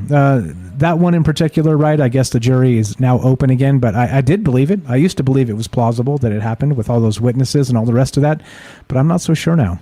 But so there's one. Betty and Barney Hill would be another one. They both couldn't have been lucid dreaming, right? I mean, they were both abducted. Right. Any other ones that are maybe mass sightings? Ariel School was a good one you pointed out in Africa in the 90s. Like a lot of kids saw these aliens, so you can't write that off as a lucid dream unless. No, Mike, they wrote this one off. It was owls. Oh yeah, clearly this one. Yeah, this one was owls. I did see that. So I was reading that, of course, and if you read the Wikipedia version of anything, it's always swamp gas, owls, Venus or Saturn in the night sky, or weather balloons. So, well, what can you do? A dozen people saw owls after they saw strange lights in the sky. Just, I don't know, maybe they had a little bit too much tea that night, and they opened fire on owls, and that the owls were defending their nests and came up to the windows where they continued to open fire for 4 hours. And they all saw these owls and mistook them for the same exact gremlin creatures. That's what happened, Mike. So, sometimes we have to be reasonable about these things. We can't be ridiculous. Right. Okay. We have to have some reason and sanity. And, obviously aliens and gremlins, that all sounds weird. It makes me feel uncomfortable. Okay. So, I mean, I don't know, owls, right? That's gotta be it. They were shooting at owls for 4 hours, and the owls, after hearing the bullets and the screaming and the commotion, instead of running away, they continued to press their advantage. And moonlight reflected off of some gas, and the owls glue a little bit. They let off a glow, and just all 12 of them saw owls. So that's what happened, and that's thank God for science. Yeah, right. Exactly.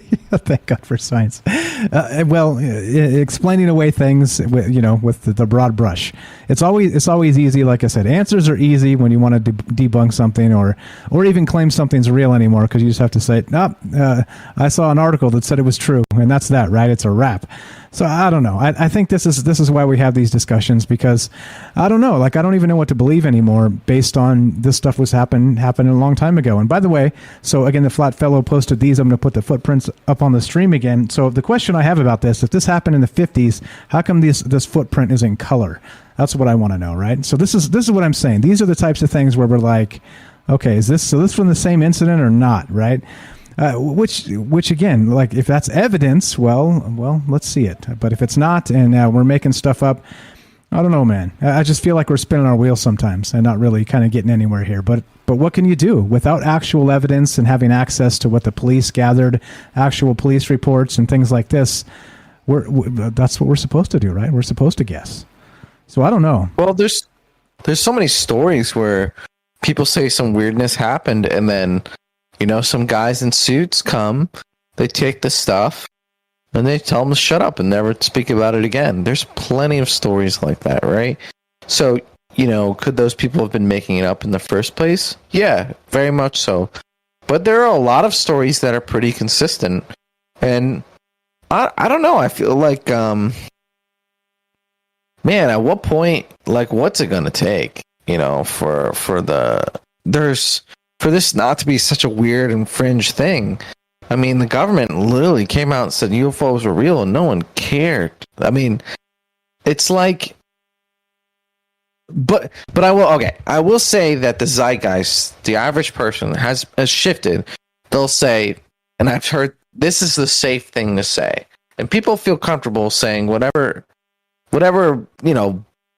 BuzzFeed or whatever mainstream like news source tells them that they can say, and that there is life, it's just not here. There's no evidence of it, right? That statistically, that yes, there must be life, but it can't be here. But if you follow that same statistical data, right, the other dimension that you're not considering is time. If you take any life forms and then you fast forward across that vastness of time, and then the distribution and all that stuff, I mean, there must be life everywhere. And if one civilization takes and manages to leave its planet, over another billion years or millions of years, it spreads, they evolve, they change. Heck, they could be at war with themselves, variations of these different beings. I mean, look at humans. In just a short time, like 10,000 years, we've conquered this planet, and we've been at war with different kinds of humans. White humans, black humans, it's like the variations are pretty insignificant, and we already are so different. I mean, look at the British compared to like an Australian, right? Like, just like the variations are so great. So, fast forward the human race a million years, and it's gonna be bonkers what we can do and achieve, and what's the standard. And it just seems like, for whatever reason, we as humans are quarantined. Either maybe it's just you and me, Mike. Maybe it's just an average Joe. Maybe our government is already like beyond, and we hear rumors of this, but it just seems like we're kind of quarantined. We're kind of not up to date, right? We are the people in the jungle, 5 miles away from an airport. we're in the jungle. We have spears and we're eating fish. And meanwhile, there's like combustible engines and TikTok and all this stuff going on.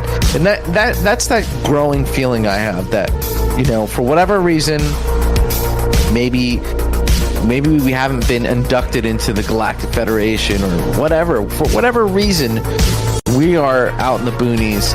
It just makes me feel like a lot of the things that we do don't matter because we don't really know what's going on. I just want to know what's. We got to leave it there, brother. We're out of time. 30 seconds ago. Good stuff, Ash. This is Troubled Minds. I'm Mike. This is Ash. Stay tuned for Joe Roop Lighting the Void. If you're listening on Fringe FM, if you're watching us on Facebook, DLive, YouTube, or Periscope, stay tuned for bonus time. More Troubled Minds. Don't go anywhere. We'll be right back.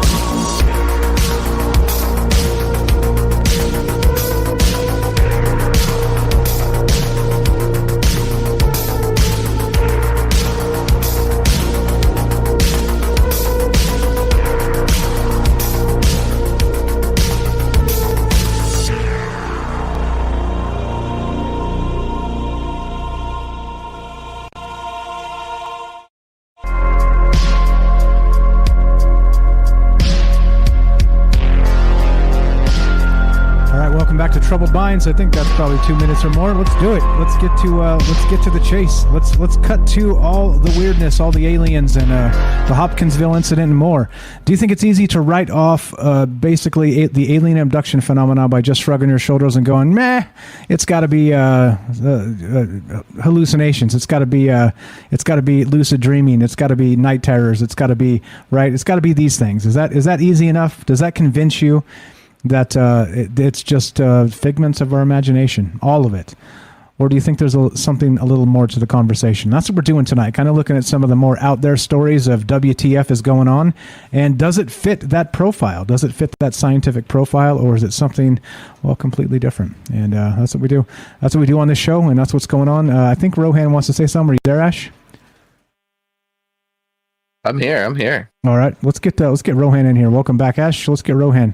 Rohan says he's got some things to say. He's got some things to wag his finger and tell us. What's up, Rohan? How are you, man? Yeah, I'm all right, man. I'm enjoying the show. So I just had a couple of points. Just wanted to get in before we've got to go. So off the back of what Ash was saying about mistaking owls and using your common sense, I remember when Terence McKenna, I used to listen to him, he said in the 90s that he looked at the demographics of proposed alien abductees, and the large majority was American housewives that are watching 8 hours of TV a day. And I thought, oh, well, that's interesting. I don't know what it means, but I thought, it's an interesting little thing to throw in there. And also, I wanted to throw a gigantic spanner in the works for you and then run away, if that's all right. Perfect. Sure. So muck up the works, my friend. Okay, I'm going to block up the works, right? Believe it or not, Terence McKenna said, I wasn't there, I don't know, but he said he had a friend that took a delirium called Datura. It's well known in Ireland. And his friend used to like this lady called Jennifer. And Terence McKenna liked the lady called Jennifer too. Now, the bathroom, he had to go through his friend's bedroom to get to the bathroom. And he said one night, he'd gone to go to the bathroom and he saw his friend in bed with Jennifer having sex. So he thought, oh, I'll be careful and I'll go to the toilet and I'll just be quiet. I had to walk past him. And he saw him in bed with Jennifer. So the next day, he asked him what his night was like. He says, because I seen you having sex with Jennifer. And his friend said, yeah, I thought that too. But Jennifer's actually on holiday. And she wasn't there. But Terence McKenna hadn't taken any drugs, but his friend had taken this delirium called Datura. So they had a shared hallucination, even though Terence didn't take anything. Oh, boy. Oh, boy. I know. Sorry. Sorry. This is all your fault, right now. This is all your fault. Yeah. Well, okay. So before you go, then, so do you think that? So sure, fine. Let's say that explains another chunk. Do you think those two things explain it all the way, though, or do you think there's something? No. I think it's all interrelated, all the same thing. Like your thoughts, your dreams, what's happening now. They're all the same thing. They've all got the same legitimacy. You know what I'm saying? Your brain don't know the difference between those things. I mean, I can't go into it now, but I had one where it was like, oh, aliens, they tell people, and it sounds like aliens have turned up in your bedroom. And I was awake, but when I looked at it, I felt dreamy. I felt like I was being mesmerized. Do you know what I'm saying? But if I looked away, I didn't feel like that. I don't know what the hell that was. But the more I looked at it, the more it felt like I was being pulled into a slightly different reality, even though it was all the same. And it freaked me out. So I legged it, and I went outside, and I couldn't see my mum and dad's car. There was just a dry patch where it had been raining. But it turns out it was there. So I unhallucinated a car, unless I was in a slightly different side pocket reality. But who the hell knows? Do you know what I mean? What did you do with that? You know what I'm saying? Right. So Terence McKenna, is that the DMT elves guy, right? Yeah, Definite-botanist. Yeah, Definite-botanist. Yeah. So it's like, I don't know. It seems like it's all one thing. And then if consciousness is king, it's all one big blob. And I loved how Ash, that was such a great point about they never account for time. So you fast forward it, and Terence McKenna always says this: the Big Bang is the limit case for credulity. Like, if you believe that, I got loads of bridges to sell you, right? But it makes sense to have the Big Bang at the end of the universe, doesn't it? Makes much more sense. Once everything's interconnected, got more and more dense, because you can't have everything being developed in a single moment out of nothing for no reason. That don't make sense. That's like asking for one free miracle. But if you stick the Big Bang at the end of the universe, all of a sudden it works. Like, are you saying like everything's being pulled into a single point? Yes, by what do they call it? There was somebody, I don't know if it's North Whitehead, Thomas, but somebody called it the concrescence. They say it's like an object, maybe say 50,000 years in the future, that pulls us rather than causality being pushed. We're being pulled by an object in the future. Do you know what I'm saying? And then when they say, oh, the universe might be donut shaped, and you look at Nassim Haramein saying we actually live in a gigantic black hole, you think, hang on, oh my god. Do you know what I'm saying? That's the thing with being human, though. You at the end of the day, you don't know, and at some point, if you keep looking, you realize your limitations for even comprehending, right? So once, like, just the vastness of the universe, and then the time dimension, I mean, gives me a headache. I used to literally try and understand it, and it would just hurt my brain. And then beyond that, who even knows? And Terence McKenna said when he saw Clockwork Owl came up to him, it showed him something, and he looked at the thing in its hand, and he said, what was so profound about it, he's like, if I could just manage to take whatever this thing is and bring it back to my world, it would completely upheave reality and everything we would ever knew and would know. And he said that place seemed more real than this place. Yes, so, I remember you saying that the other day, and I can verify that because I went out of my way to have that DMT experience after years and years of looking into this stuff and being interested. And I swear to you, it felt like home. It felt so much more real. And I thought of a way to describe it to people. It's as if, let's say I used to live in Scotland up until the age of 4 years old. And I've completely forgot about it. Then I go on holiday to Scotland and we're driving past the school and I go, oh, stop the car. I need to go to this park. I used to swing on them swings. And then it all comes back to you. But I've completely forgotten I lived in Scotland when I was a kid. It's a bit like that. When you go there, it's like, oh, well, you're back again. Oh, welcome back. Oh, yeah. But you're at the bottom of the table. It's like going to a new school. You're like the little baby. Do you know what I'm saying? And it does. It feels more like home than anything. And when I got those salvia leaves and smoked it, it felt like a familiar taste, you know? And like I say, once you pop through, honestly, it feels more like home and everything starts falling off you. Like pieces of your body are falling away. Memories have been forgotten. And yet you remain completely the same. It doesn't touch you. It doesn't make you high. It doesn't make you dopey, horny. It completely leaves you untouched. It just changes the world around you. And I think what's happening is your senses are turning from pointing outwards to pointing inwards. And that's the only thing that's happened. Turning the dial on the radio, huh? Tuning into it. That's all it frequency. And, in this family, if you could go back and talk to this family, you would, they would probably view things very different themselves after this crazy incident. Pretty nuts, man. Good stuff. I love it. It's awesome. I have a friend who has been doing DMT, and he went on an ayahuasca trip, and he's been having weird experiences. And he was telling me stuff that I learned from remote viewers. And I would finish his sentence, and I go, "Oh, where did you learn that, man?" He's like, "Oh, you know this?" And he was like almost startled, like how would I know this, right? And I was like, "Oh yeah, I learned it from remote viewers and this and that." And he's like, "Oh, well, I didn't learn it from anywhere except for the beings that I talked to. They told me this." And it's like, it was just kind of a creepy moment because this was a person who never done any of that stuff. Started doing DMT, started talking to like who knows what, and then so pretty what nuts. do you think about this, Ash? What do you think about this? I was telling somebody this earlier. It's a genuine story, right? I used to be into this psychedelic trance artist called known as Hallucinogen, Simon Posford. And I was after his album for a while, and I'd seen it in the shop, and I bought it, and I took it home. And when I put that CD on, I was looking at the artwork. It's quite good, really well produced, very layered psychedelic trance music. It's like the benchmark for that style of music. It was released in 1996 or 95. And when I listened to it, looking at the artwork, I looked at my ceiling, and I could see the artwork on the ceiling, and it melted down the walls. And my whole room was the artwork, like a psychedelic experience. But I'd never had drugs. I was like, 15 years old. Do you know what I mean? I'd never even seen a spliff, or you know what I mean? So just by listening to the music and looking at the artwork, I had about 10 minutes of a psychedelic experience. I think, what? Ooh. It's like it's like it's like you have a sense or an ability or an organ or a limb, and normally you don't even know how to feel it or move it. Like I don't know how to move my ears, right? But then suddenly something triggers me. I can move my ears. Then later I try to move my ears again, and I don't feel it anymore. It's kind of like that, right? Like there's like a sense or an ability or something. And I think so. Yeah. I think you've hit it. That's a great way to say it. I think so as well. Yeah. I reckon you might be onto something there. And also, as well, I'll tell you this is freaky.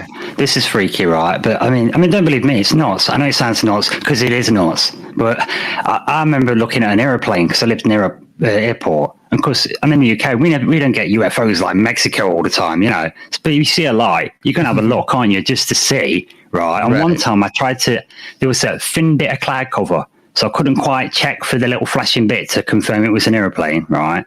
I know it's going to be. I'm right on the flight path. But you got to check. So I tried to zoom in with my eyes. Obviously, that's not going to work, is it? We don't have optical digital zoom, but it did. it actually worked. I don't know if it's because I just really purely just wanted to, but I zoomed in, right? And I literally went straight through this bit of cloud cover and I nearly hit the plane, bro. I properly overshot it. I went past this wing and nearly hit it. I was like, whoa. And I could see it was like a 737. And I went straight past it off into space at a ludicrous speed and then stopped at what looked like a nebula. And this is, and I'm like, what the hell? Hang on a minute. Our nebula is light years wide. And then it hit me. I'm like, I'm really far from home. And then I was instantly back in my chair with no travel time. So I'm like, what? Is that astral projection? Is it bilocation? Is it? I don't know. But I was literally there and I could breathe. You know what I'm saying? But as I was traveling, there was like a tunnel. I was going for like a golden light white tunnel. But if you look to the side of the tunnel, there was all these rectangles like TV screens, and there was all just random trivial scenes in people's lives, and I didn't know who the people were. It's like I was traveling through some tunnel of memories, but I could see stars in front of me. Do you know what I mean? It's just the weirdest thing. So what do you do with that? But I know that happened. I know that the weird light beings that turned up in my room that seemed to be mesmerizing me happened. You know what I'm saying? And I know it's ludicrous. Don't believe me. But I've seen a rainbow come out of my hands before.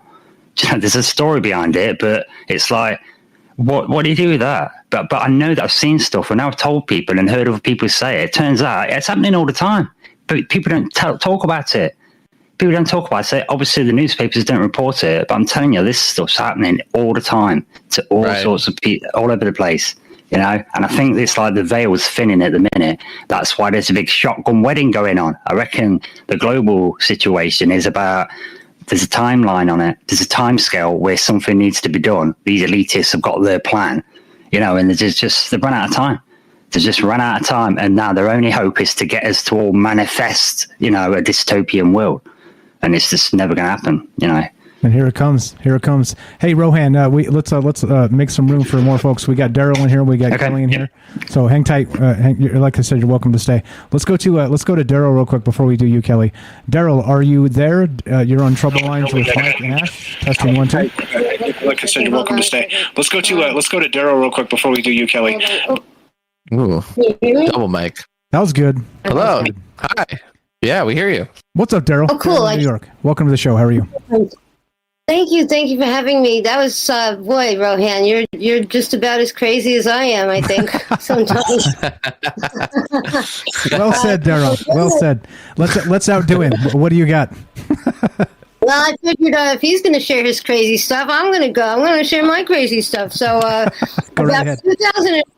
2015, I looked over the city. I was looking at the webcams of Manhattan because I probably heard a boom. It was like trying to find out where the booms were coming from. There's like serious amount of loud sonic booms, and they were really frightening. And I looked at the city over the webcam over the Statue of Liberty, and they show a beautiful skyline of Manhattan. And I see this like cigar-shaped like rod. And I'm like, what the heck is that? It looked like a massive cigar. But like there was lights every other, there was lights and then no lights. Anyway, I said, oh, it's nothing. And then it started to tilt and it started heading towards the Upper West Side. And I flipped out. I called the police. And I said, I didn't know what to do, I called the police. I said, you got to see this thing. It's coming over to Manhattan. And they believed me. So I hear them. They said, well, where do you live? I said, it'll be too late if you show up at my house. Just look up. I swear to God, you just have to see it. It's in the sky. It's going towards the Upper West Side. So sure enough, they took my word. I heard the sirens passing my window, and I heard gunfire like crazy. They were shooting at this thing. I swear to God, they were shooting at it. And when they were done with this thing, it looked like a little like a flaccid, dull version of its former self. It was like this dull cigar that had been smoking or something. And it was very flaccid and almost like out of gas, And I've seen these things refuel, and I posted 3 of them onto the chat room. I had 93 photographs of this stuff, different ones. They were like so beautiful. Some of them were like ladders. Some of them were multicolored. I I don't know what Facebook did to my rod collection. I used to send people my rod collection. Ask me about my rod collection, you know? 'Cause I had so many beautiful rods. They were all over the city, and people say, oh, that's an airplane. And there's one that I sent, my most vivid one. I'm so glad they didn't delete it. It looks like a hypodermic needle sticking into the World Trade Center. Sounds crazy, right? Anyway, there's a picture of it. It's one of the first ones I posted in tonight's chat lately. You know, the recent ones I just posted 3 of them. That was amazing. Like it looks like it's sucking the energy out of the World Trade Center. I think they sucked energy, and I've seen them like dull, and then I've seen like some kind of thing, like they suck the energy out of these orbs. I'm telling you, that's what I think those orbs were for, to give these rods their juice. But they disappeared. They disappeared from the sky. Rarely can catch a rod anymore. But that year was crazy. The stuff in the sky. There was this planet that was over Manhattan. I posted that too. It was like a ghost image of the moon. And that was over the city for like a good year at night only. And you know it wasn't there. It wasn't the moon. It wasn't even there. It was just like a picture of something like superimposed on the night sky, like as if they were using it as a template, you know, or a movie theater screen.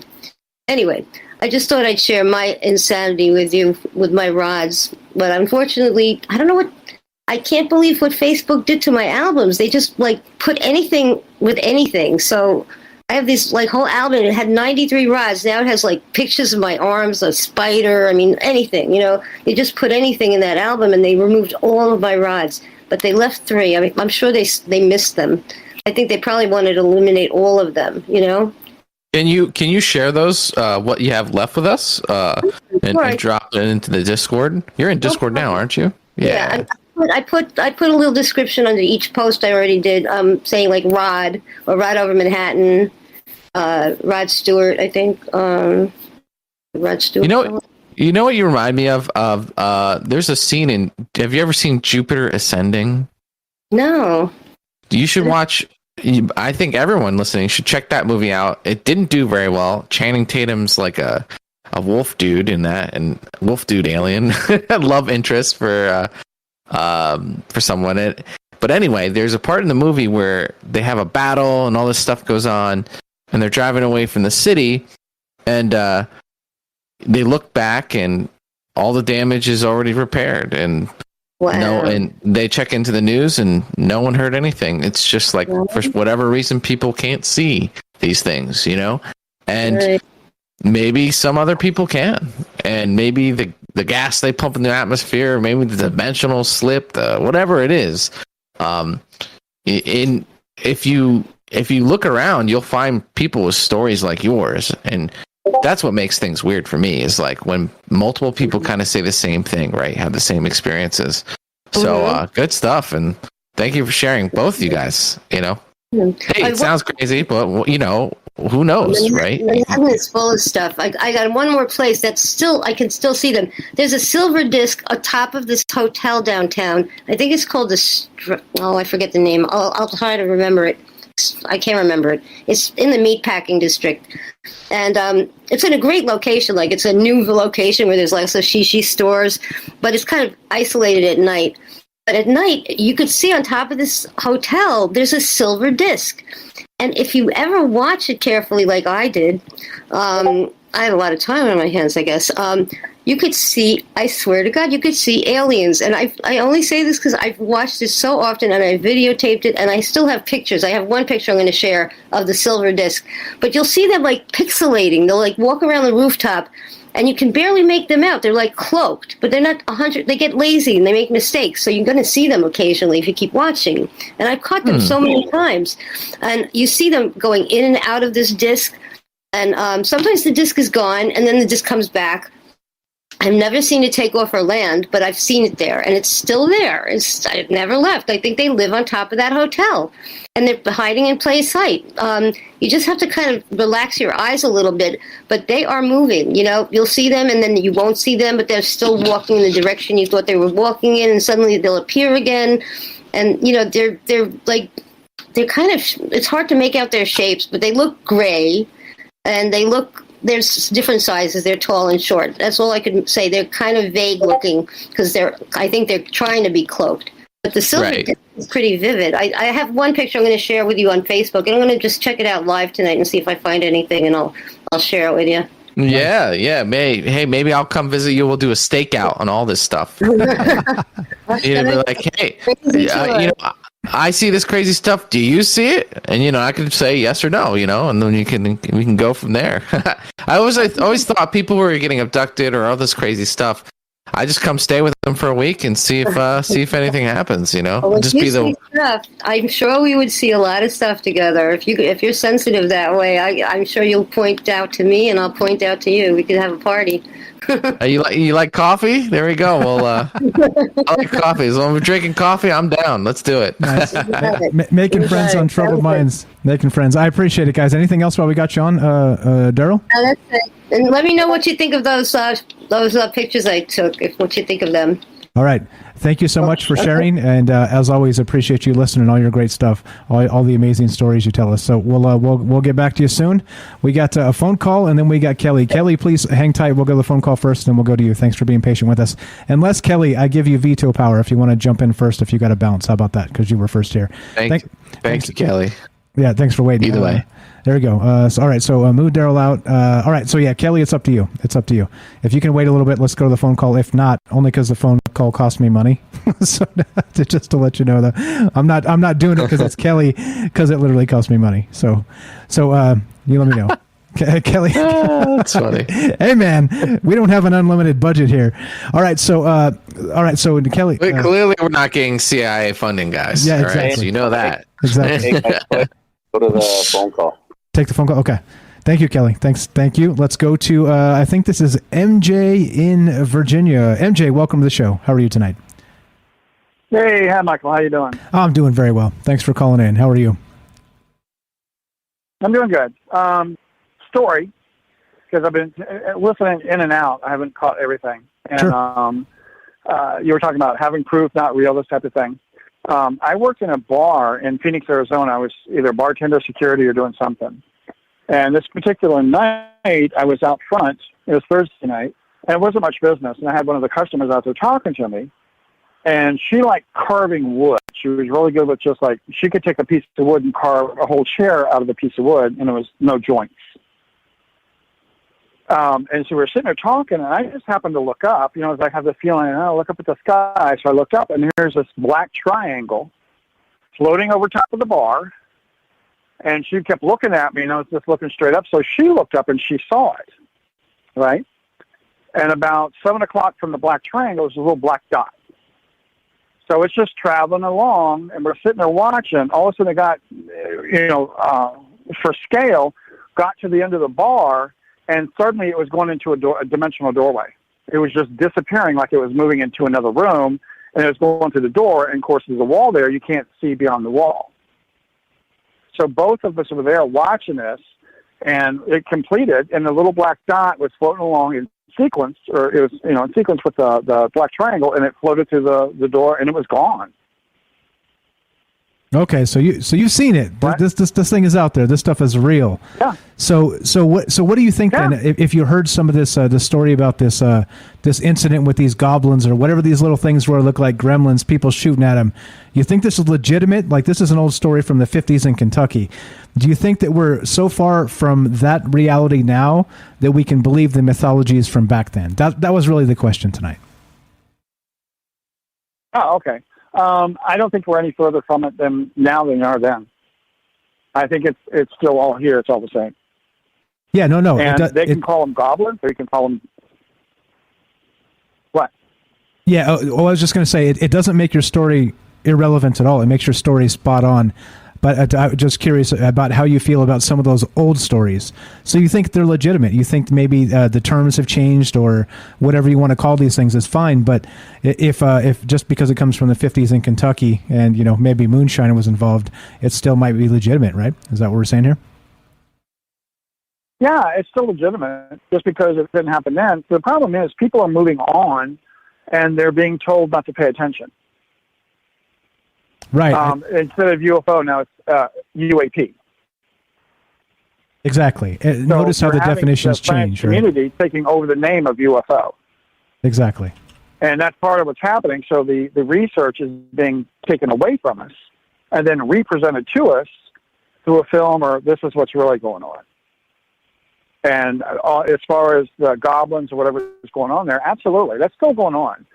It's just people, because of the technology, cell phones and all this stuff, we're being distracted a great deal now. And back in the 50s, they didn't have all the technology we have, so they could pay attention to that stuff. Right. Yeah, I agree. I think this battle is still happening with controlling this narrative and changing the terms and making us believe exactly like you said, whatever they want us to believe. So that's the weird part about all this is that. So you're in the camp that this stuff is all, not all. I'm not going to say all. That's a big term, but let's say a lot of this is real, and you've seen some of it with your own eyes, and so some of these stories are a little more easier for you to believe because you've seen some of this stuff, right? Right. I mean, I can't discount anything anybody's ever seen because they can discount what I'm talking about. Right. And I'm not going to do that to myself, and I'm not going to do that to somebody else. Makes sense to me. You said you said you were next to a friend. Did he see this as well? He looked at you and your eyes was like, what was that? Right? Did that happen? Oh yeah, we were both. Yeah, it was a woman, and we were both looking at it. And she sat there and watched the entire time. This thing just moved into another room, a dimensional room. You could see it just disappearing at this one mark in the sky. It was, vertical line. You couldn't see the line, but it just totally disappeared. Now, the weird thing about it, well, it's not weird. She took off to Georgia and joined some sort of religious group and just was carving crosses after that. I didn't see her for 4 months, and she finally came back and said, where you been? And she told me where she'd been and stuff, but she did not want to talk about the Black Triangle. Oh wow, she had deleted it from her memory, and that was it, man. She didn't want to relive that at all. That's great, no, but when it happened, she saw it. She didn't delete it. Yeah. Oh yeah, we both saw it. We just sat there and watched it because we were just like looking up, and she looked at me, and then she finally looked up to see what I was looking at, and she saw the whole thing. Wow, crazy stuff. Awesome. I love the stories tonight. And look, it sounds like crazy until it happens to you, right? Until something happens to you and you have your own experience and you don't know what you're looking at and you got nowhere to go. And so it's nice to hear other people talking about this stuff and hear these stories and validate your own experiences, right? And so thank you for sharing that. And, I've actually had 2 different sets of friends who've also seen the Black Triangle, and they said it was silent and it just moved really weird. You're not used to seeing something move that way, and it just floated on out. And I mean, there are patents on that thing. There's a lot of evidence to back that one up. So good stuff. Yeah. Great call, my friend. Anything else while we got you on the phone, MJ? I got a lot more stories, but I think you probably tied up for time. Yeah, we got. Really, it's like. If you got a quick one, we'll take it. We got Kelly on deck behind you. He's been waiting a while too. So if you got a quick one, we'll take it. If you want to tell it. Okay, I'll make this really super quick. Living in Arizona, I had a B2000 Mazda B2000 little pickup truck, and I'm driving up this hill back to this little town I lived in, and I had to lower the high beams, put the high beams down, and all of a sudden I started taking my left foot. I was punching the floor looking for that. In the older cars, they have that button where you push on the floor to turn the high beams up and down.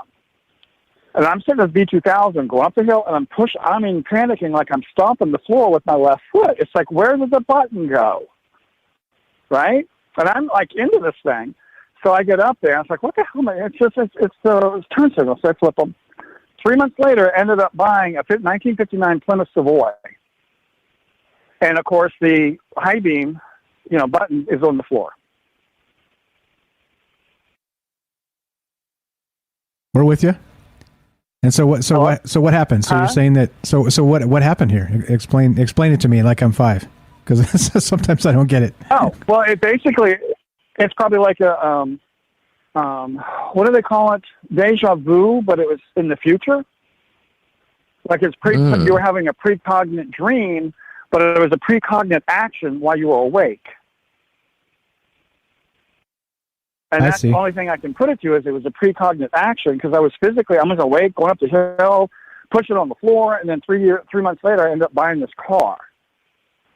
with the turn signal with the high beam button on the floor.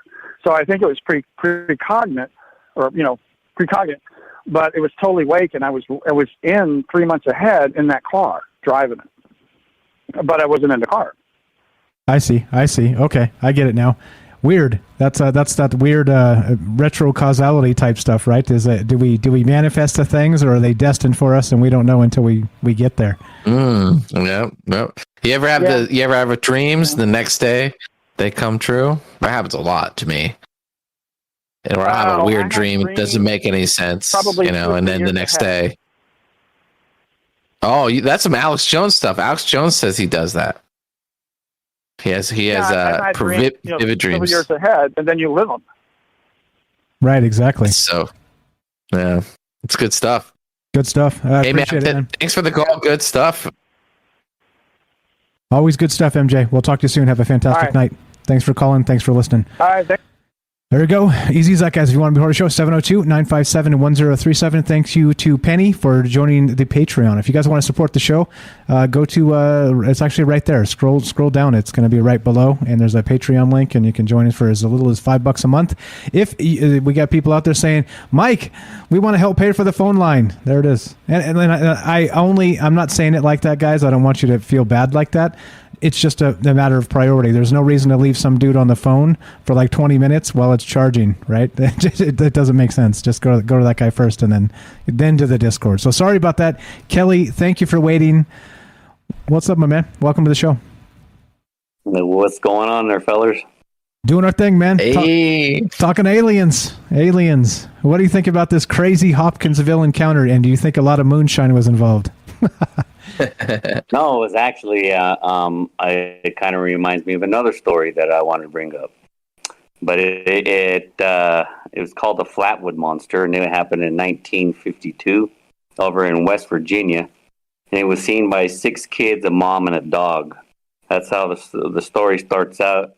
It was followed by a bright object that came across the sky and then either supposedly landed or kind of crashed into another farm next door. But just saying, like what you guys were talking about 50 years later, there's some people with some investigating the story, and they claim to be it was a meteor and a barn owl.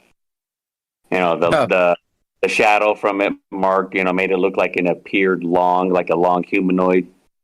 That was actually the story I was trying to think of, and I couldn't remember the name, but that's exactly it, the Flatwoods Monster. And in Project Blue Book, it was actually featured on the History Channel show as well. What did they write it off as? Exactly like we described earlier, right? Yeah, it was exactly, yeah. It was that's what it kind of reminded me of. So the story, it was like, the boy said they seen something landed in a nearby field, So they grabbed that lady, which is Miss May, and then she had some older boys, which was 17 and 10. The 2 younger boys that seen it was 12 and 13. And, they said that they crashed over, so they grabbed them and walked over to see what they were talking about. And, it could have been something that crashed, right? So when they got there over the top of the hill, they said they could see a pulsing red light, when the older boy, 17-year-old, he flashed a flashlight down there in the direction of the crash or whatnot, and he says he's seen a tall man. The creature had like a round red face, surrounded by a pointed hooded shape. Yeah, it was pretty crazy. So they have drawings of it. I put it in Discord actually in general, and the first 2 is like an artist representation. It shows the lady and her oldest son there holding the picture of it, the artist representation of it. Jesus, this thing's huge. Holy! Yeah. Or is it like is the guy in the background, or is this thing close? Is that perspective, or is that size? They said it was about 10 feet tall. Holy mackerel! Thing's terrifying. But what's interesting, the third pick, I was seeing another one, and they were talking about the same story. And there's a pictograph that's from New Mexico on an Indian reservation, right? It's in Santa Fe. It's in that third picture. And it looks exactly like the resemblance of what they're saying that they seen. That's what's the only interesting part about it too. I kind of ran across that story. But later on, she was saying in stories that that she smelled a pungent mist, and then later, they all became nauseated. Also the interesting for that one was the local sheriff and the deputy who had been investigating reports of a crashed aircraft in the same area. So they were out when all that stuff happened. So it's kind of like you guys are saying, are these guys people just seeing shit, mass hallucination? But this story kind of gets me too. That that I'm pretty sure they seen something. Yeah, there's a lot of one-off stories, right? Where with the abductions and grays, and it's like it's a pretty common experience. There's all these weird one-off stories like this. That there's multiple eyewitnesses. People can corroborate their stories. A lot of times there's I imagine there was some physical evidence just of its presence. And you got to wonder, there was my cousin, he knew someone on the inside. He claimed to be in the know, and they begged him to say something. And he's like, all right, leave all your phones here. And they walked out in the woods. And they're all out in the woods, away from prying ears. And he goes, I'm only going to say one thing. And that it's more like Men in Black than you think it is. And that was it. And that's all he said. And man, these stories are like Men in Black, man. Some weird alien pops up. Weirdo crashes on our planet. And who knows, Who knows if this is like a real being, a robot? Like, we don't even know what we're looking at. And it's just right out of science fiction. Yeah, and there's if you guys are watching the stream, just real quick, Kelly, and you can go ahead. If you guys are watching the stream, the photograph of that flatwood monster, a artist depiction is up. And that is what was the description from the witnesses, several witnesses that saw this thing. And they actually wrote it off as an owl. So go ahead, Kelly. Picture's up on the screen. Those damn owls, Mike. Those damn owls. Just up to no good. Yeah. Like you're saying evidence, but they said later reports that they also had skid marks, that they supposedly found skid marks in the field and then some weird gummy deposit. But, I don't know, man. Like some of these stories like this, like you're saying, like these one-offs. And it's kind of interesting too. I also bring in the other stories, which is, just kind of like these weird ones like this. But you have like Mothman or the Goat Man that's in Maryland. Oh, yeah. They had some strange stories. But if you ever been East Coast like that in Virginia, and like when I got down in there, I'm from the mountains, right? And we got pines and shit, and we got trees. But there's nothing like when I went to the East Coast when I was in the Navy, man. That place has got some forest. It's flat, but that has got a lot of woods. You can't see through that shit. It's pretty crazy. And all those stories that these people are saying, or like the New Jersey Devil, these strange stories that just kind of pop up in these weird little towns.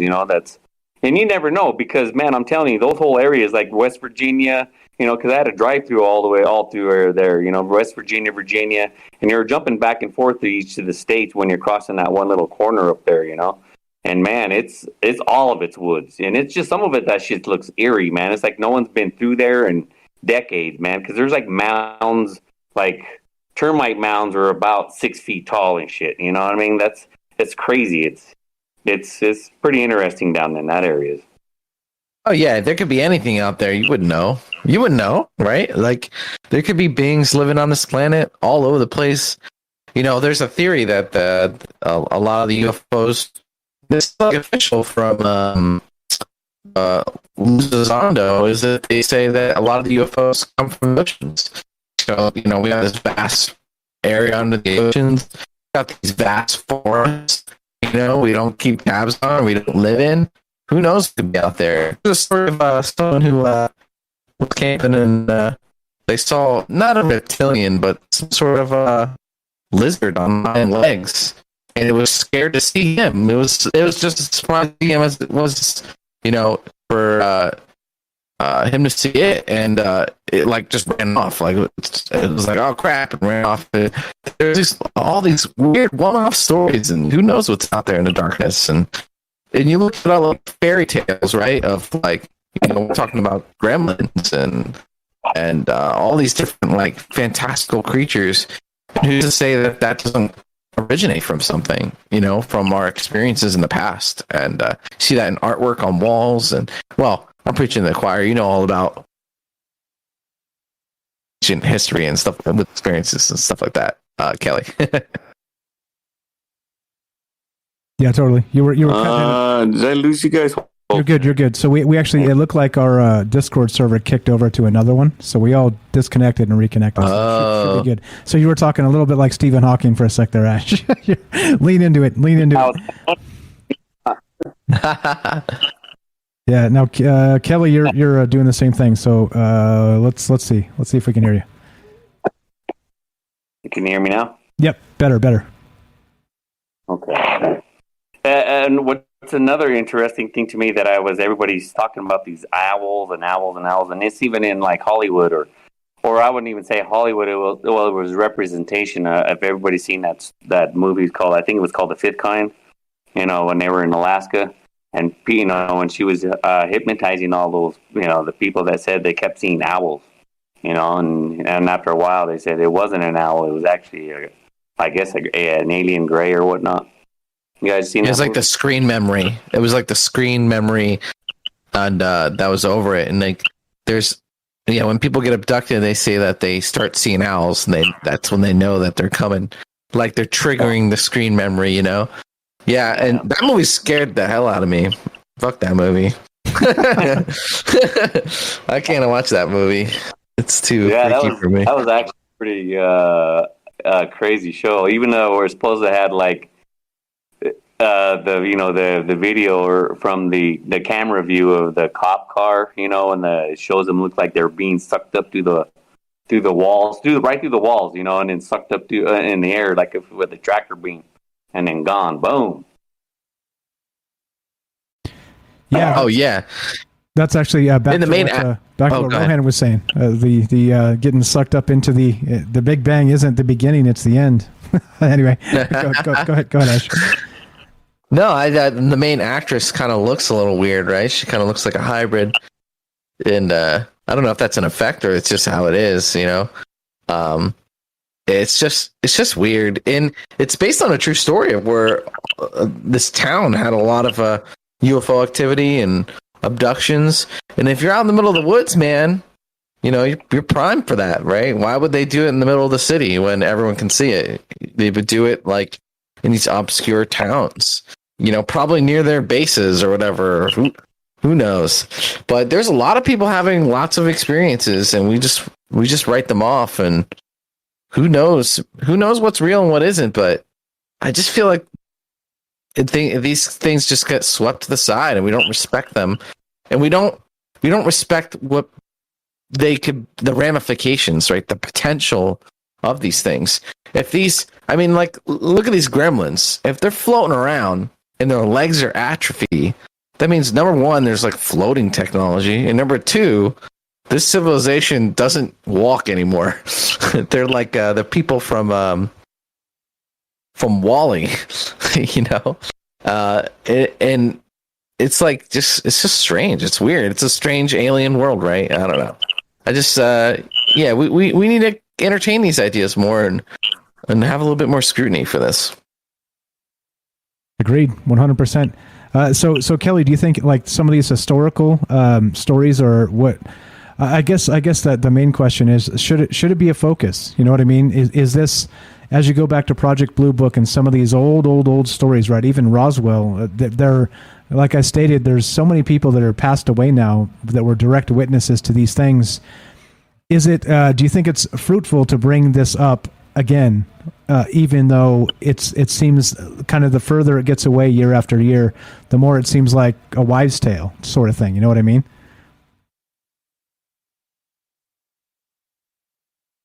No, for me, let's see. I think I have more notes. Did I lose you guys? You're good. Loud and clear, sir. Oh.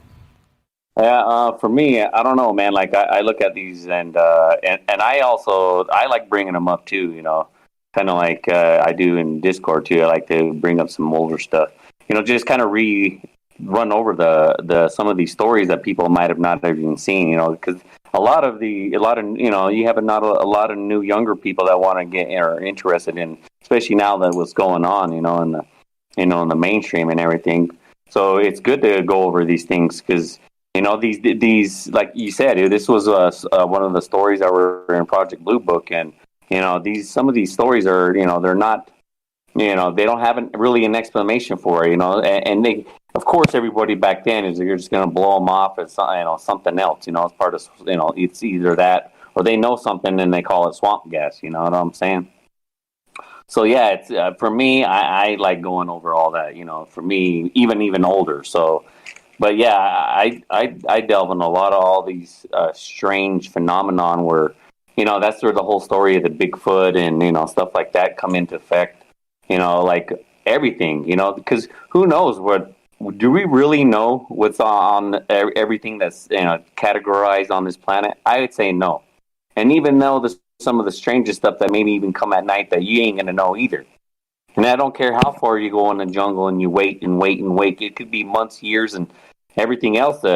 Because you look at these stories too, that these animals that are supposed to be, they're extinct. They claimed as extinct, and some of them are actually pretty strange because they're popping up 30 years, 20 years later, and next they got people photographing these things.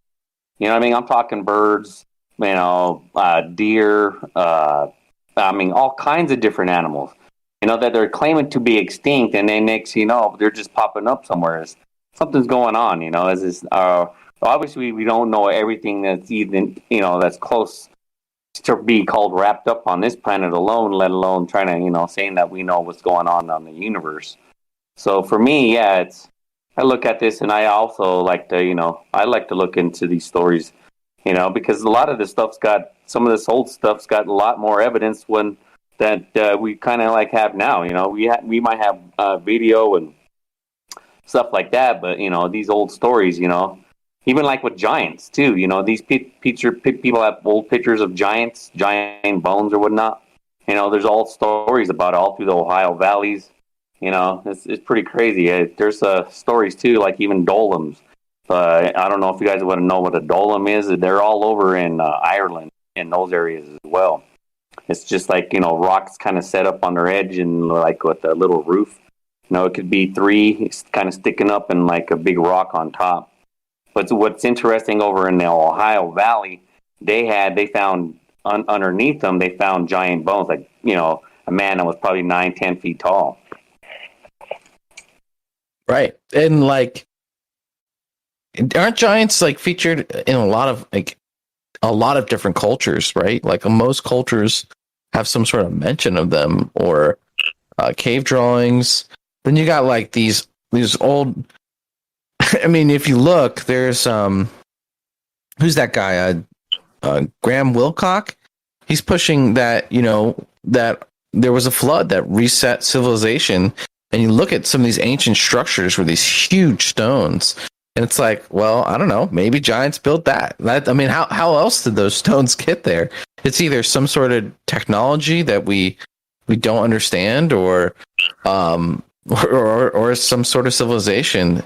And look, if there are aliens, and that means that they have visited our planet before we were even conceived, or maybe they conceived us in the first place. So who knows what kind of stuff has happened here, right? It could be anything. And I think that we do live in a mysterious world, and there's a lot more mystery to it than just what you see, and that makes things very interesting. And I mean, God, what's the alternative? Everyone's crazy. We're all just crazy. Yeah, I think that's it, isn't it? I think we're just insane. There it is.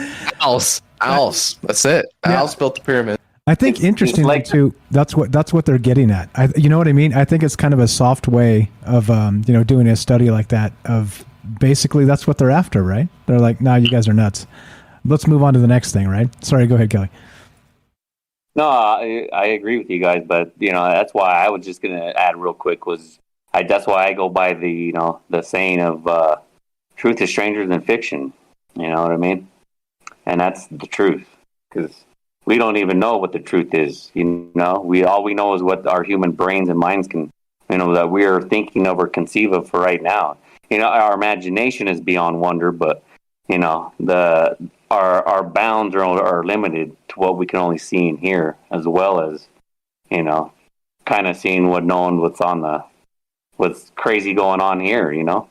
Because there's parallel shifts, there's dimensional openings. There's jump gates. There's things that, like volcanoes, for example. You could even say that, those are jump gates, just kind of like that. He was a physicist, Nassim something, but I can't remember his name now. But yeah, he's saying his theory is it's kind of like the string theory, but it's the singularity. Through wormholes or black holes. But it's weird because you have evidence of that, like over in Mexico, they always have the video camera on that volcano because it's always active. But what you see is UFOs coming in and out, and even shaped like what's her name was talking about what she's seen in New York with like windows, they look like the rods or like not a rod, but I know what she's talking about when she's talking about the rods, but like a cylindrical shaped UFOs, and they're constantly being filmed jumping in and out of these things. So I'm telling you, we don't even really know it because you have Bermuda Triangle, the Japanese Triangle, or all these particular places around the earth. Or there's probably things coming and going all the time. Sometimes people just happen to catch them, and sometimes in the wrong, because who knows? It could be even animal type person, not just an alien, but just an animal actually walking from a different universe or dimension into that vortex, just kind of popping out, and then like, what the hell is this place? And then, trying to find its way back, being sucked back into it or something, who knows? Yeah, there was a Skinwalker Ranch thing where a dimensional portal opened up, and this like really tall, slender man looking figure crawled its way out of it into our dimension and then ran into the fucking woods. Fuck everything about that. Like it's like a group of people who saw that, right? Yeah. And so if you're on the woods, you see some weird shit. Like, yeah, it could be just that, and it just goes back to its dimension. And then what's weird about this is then you have that you see it on TV, in Stranger Things and different things like that. Almost like, no, you're just crazy, but yeah, we're gonna tell you the truth. But we're also, but it's crazy. Don't worry about it. And it's just, it's a nutty world we live in, and I think the veil of reality is thin. I think that we're all collectively in some sort of bullshit. It's like the average day we live in, and I think that whoever that said that was right. That lately things have been kind of fracturing and breaking through. I mean, fucking UFOs are real now, right? Like, what the hell's going on? Well, so they tell us. Hey, we're gonna wind this up, Ash. I know we got an orbital situation going on. If you got a bounce, man, you're welcome to go. I know you said you got something happening, sure. So give us your quick plug and bounce. Get out of here, man. I'll finish it up. Yeah. So thank you everyone for calling in and sharing your experiences. Maybe you are crazy, but maybe you're the one who sees the real thing. Maybe all the things that you saw was crazy, except for this one, and you're the person who discovers it. Who knows, right? Like, so, stay mysterious. Go easy on yourself and look at the world like a kid, and keep going. And that's what we're here for. This is a safe space to do that. And we'll keep talking about weird stuff. And I'll be back every Wednesday. I talk about weird shit on my channel. I'm Ash the Reptilian from Mars. I like to do live streams in my live reptilian forum. If you want to see that, ask me weirdo reptilian questions. I'm down. I like it. So thanks for having me. Kelly, you're going to have to come on with me one day. We'll do a live stream together. How does that sound? Sounds good, man. I'll just have to, y'all just give me your schedule.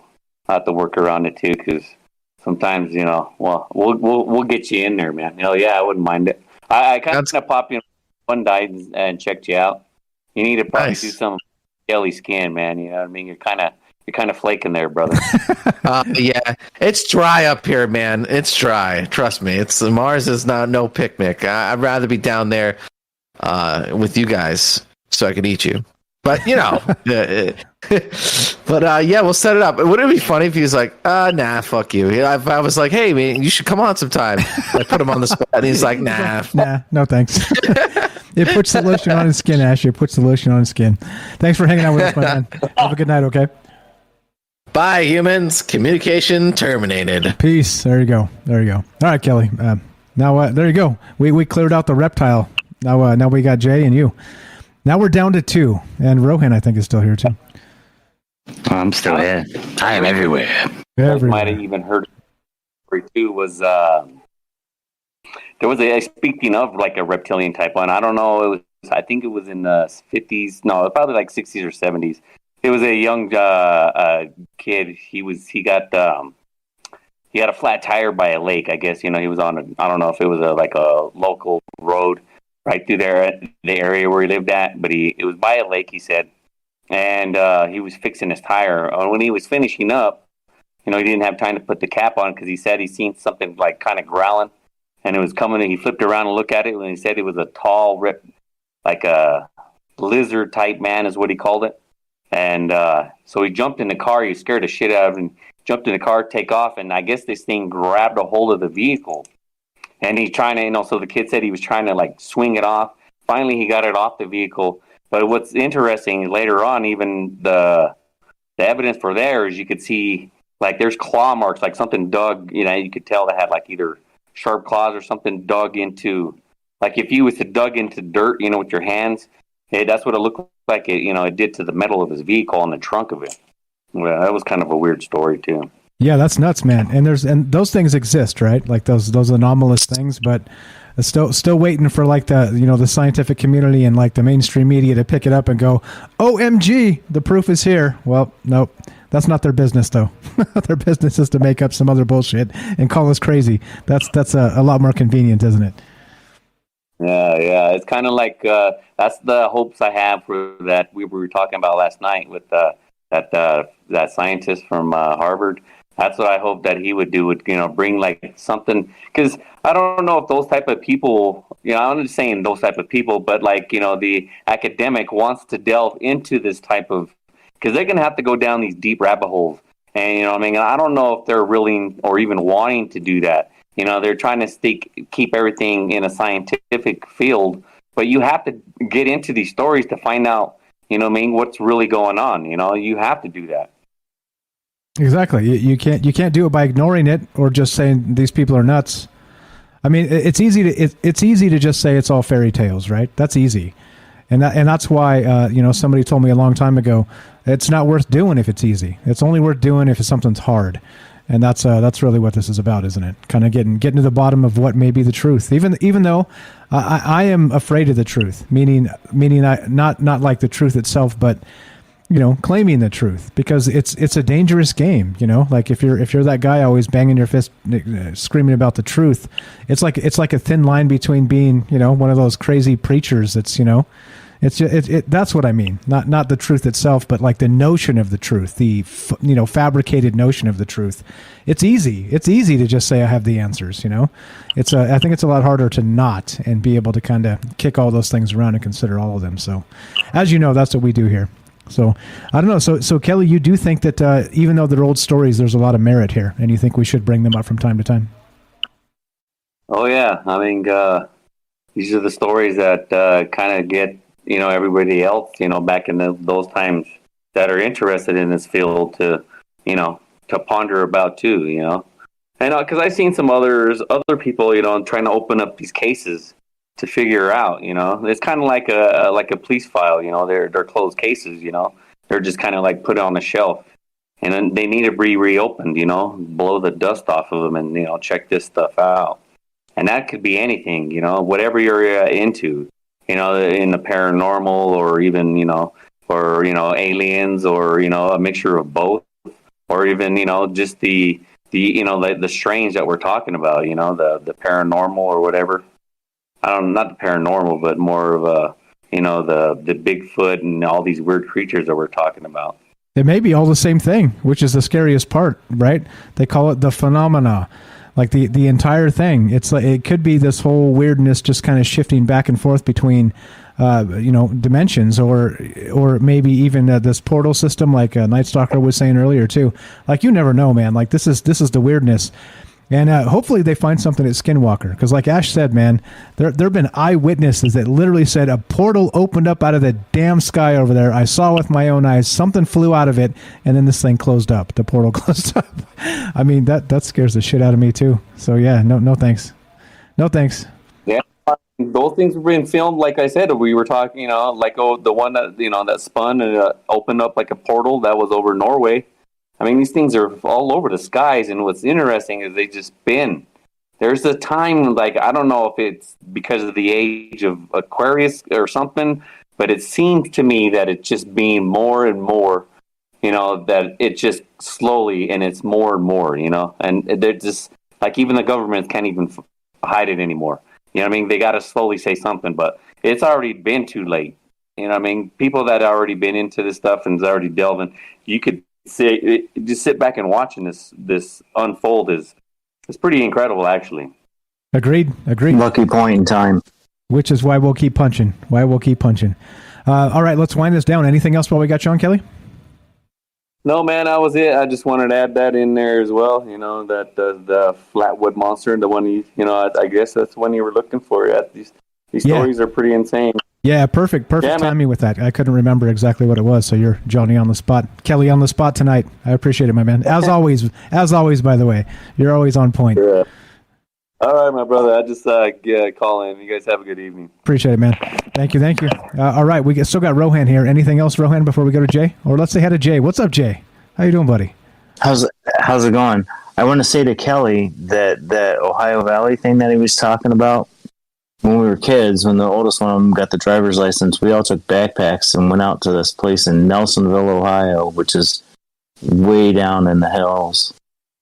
And there's a giant cross. I mean, you can see it from all over the valley when you're driving through there. And so that was the rumor, that they found a giant there, and he was absolutely evil. So the town erected this cross. I mean, I don't know, 80 feet tall, maybe 100. It was huge. Right over the top of it to keep the dead giant, whatever it was, underneath the concrete slab. It was, we trucked up there as kids. It was, I don't know, hour and a half walk or something to the top of the hill or something like that. Went up there. Holy smokes. So, yeah, there's stuff like that everywhere. But I mean, and it's the stupidest stuff, We all wrote it off when we were kids, oh, we're going to grab a six-pack and go up there and drink, some beer and torment the, giant. Find the giant. But, yeah, let's go. Well, there's a dead one up there. There's got to be a live one around somewhere. It sounds like a hell of a drinking game. Let's drink a six-pack and find the giant. Yeah. Well, I mean, you were kids, though. You had half a beer. You were, loopy-doopy. Good enough.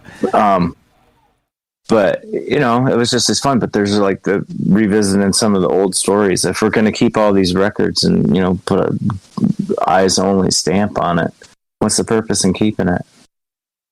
Recycle that paper. Yeah, I kind of agree a little bit there. And I said this way back too. And it is my stance that I agree with what Kelly and what most everybody else was saying, is if you don't bring it up, things get forgotten. And not only that, right, there's a lot of people that are kind of new coming into this, UFO community or ufology or whatever you want to call it, learning about the phenomenon, whatever this is. And a lot of them have no idea about these stories. So I think bringing them up from time to time is good. And then it's, right, wrong, or indifferent, whether these things happened or it was a bunch of BS, at least people know, and they can go kind of do some searching on their own and see if this was real or not. But the thing too is, as we've described, as we do the research for this show, these links are disappearing. Like, this stuff is coming down off the internet more and more. Yeah, Rowan put some stuff up for me the other day, and you can't see it. Exactly. It's gone. Yeah.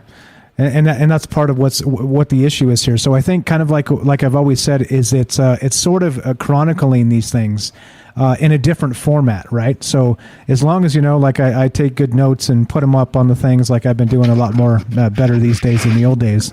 then yeah, so it is a chronicle of these types of things, and so maybe they won't disappear. Maybe we're going to go from like the links on the internet, which by the way, Facebook took my shit down when I put it up tonight. I couldn't even start the stream until I whacked all my links out of there talking about this stuff, and that's where we're headed, I think.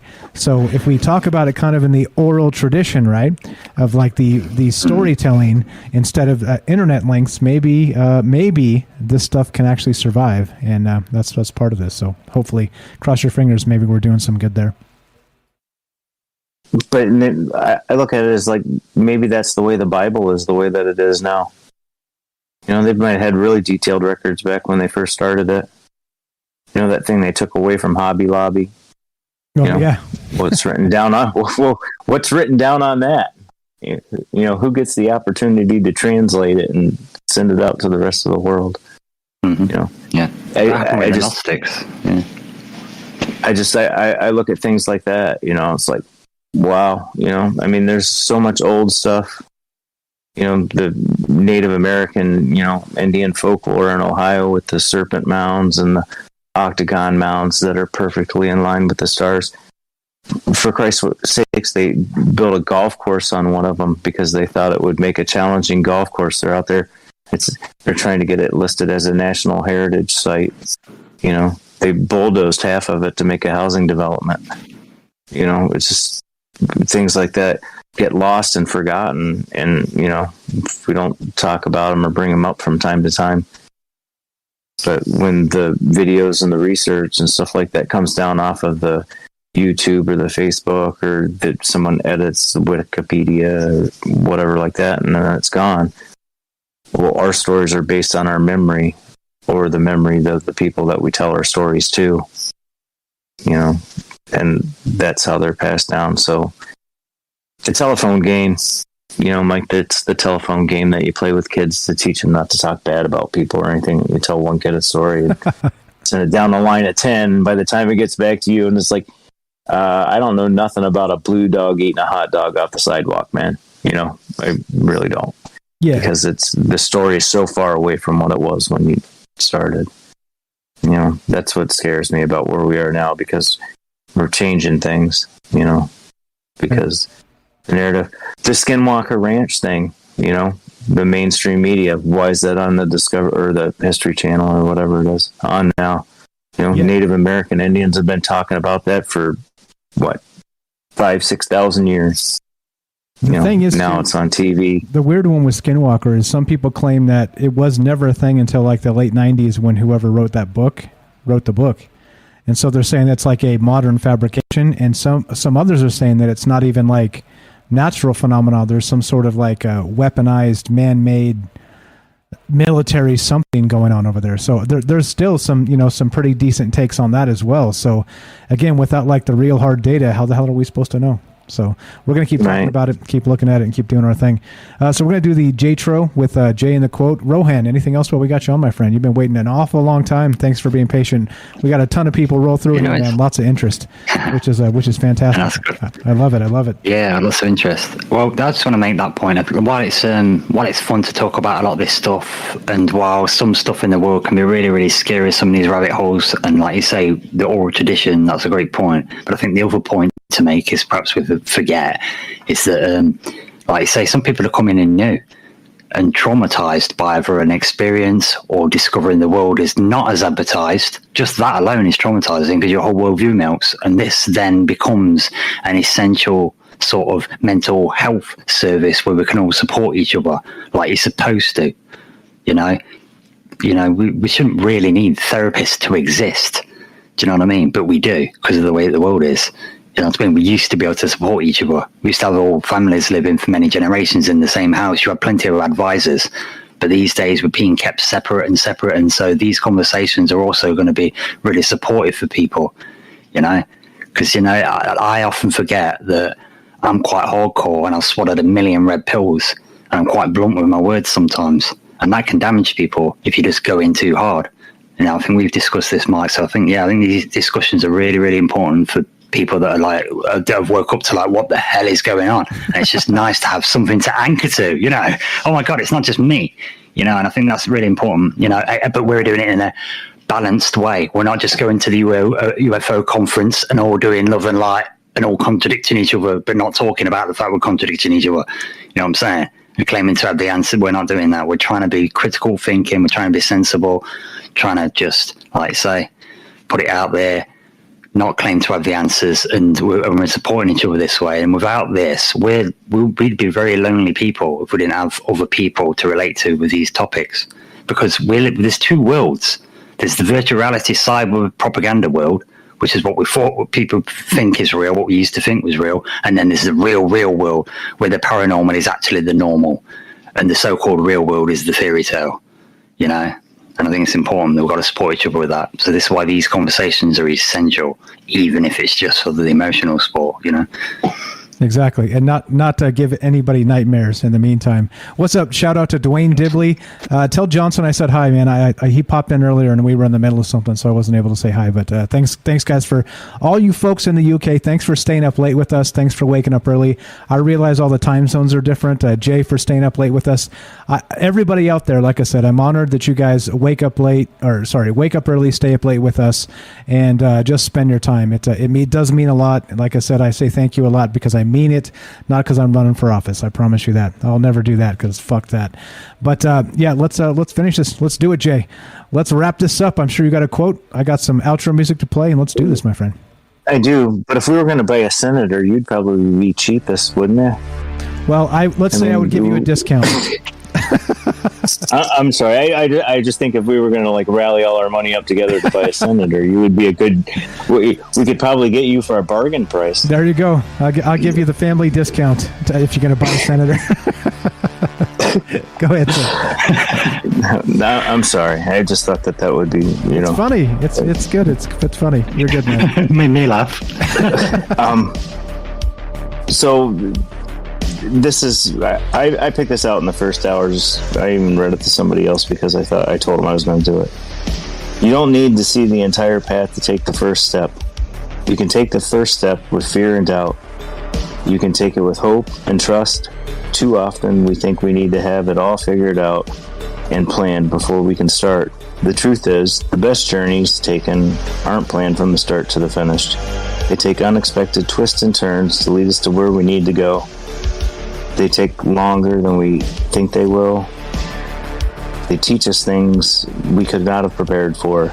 So when you find yourself at the foot of the path, don't worry about everything ahead. Just take the first step and you'll find your way. And that's Nikki Banas, I believe. Any idea who that is? Saying that right? Author or politician? Nikki Banas, Banas. Not like bananas, just Banas. No, right, I'll take it. No NN. I'll take it. Great stuff as always, Jay. I appreciate it. Great stuff as always, Rohan. Thank you. Anything else, man? You got like 30 seconds if you want to spit some hot fire. Join the Discord. Hop in.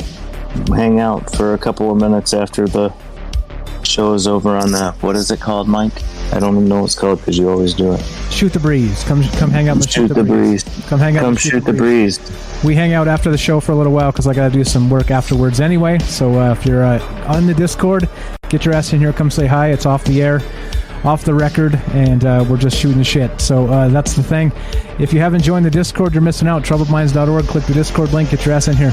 Thanks everybody else for hanging out. Rohan, we gonna howl? Ow! Let's do this. Ow! There we go. I like it. See, he's like me. Ow! Ow! How's that? Good stuff. Good stuff. All right, we're out. As you know, Monday, Tuesday, Wednesday, Thursday. So we'll be back tomorrow night. Axel Steele will be co-hosting with us tomorrow, and we're going to be talking about the FBI. Yep, that's right. So 7 p.m., more Troubled Minds tomorrow, God willing. Thanks for hanging out with us. You guys are the best. As always, like I say, the smartest audience in radio. Appreciate you guys. We'll talk to you soon. Talk to you in Discord in just a moment if you're going to hop in. But otherwise, we'll catch you tomorrow at 7 p.m. Have a good night, guys. As always, be sure, be strong, be true. Thank you for listening. From our Troubled Minds to yours, have a great night.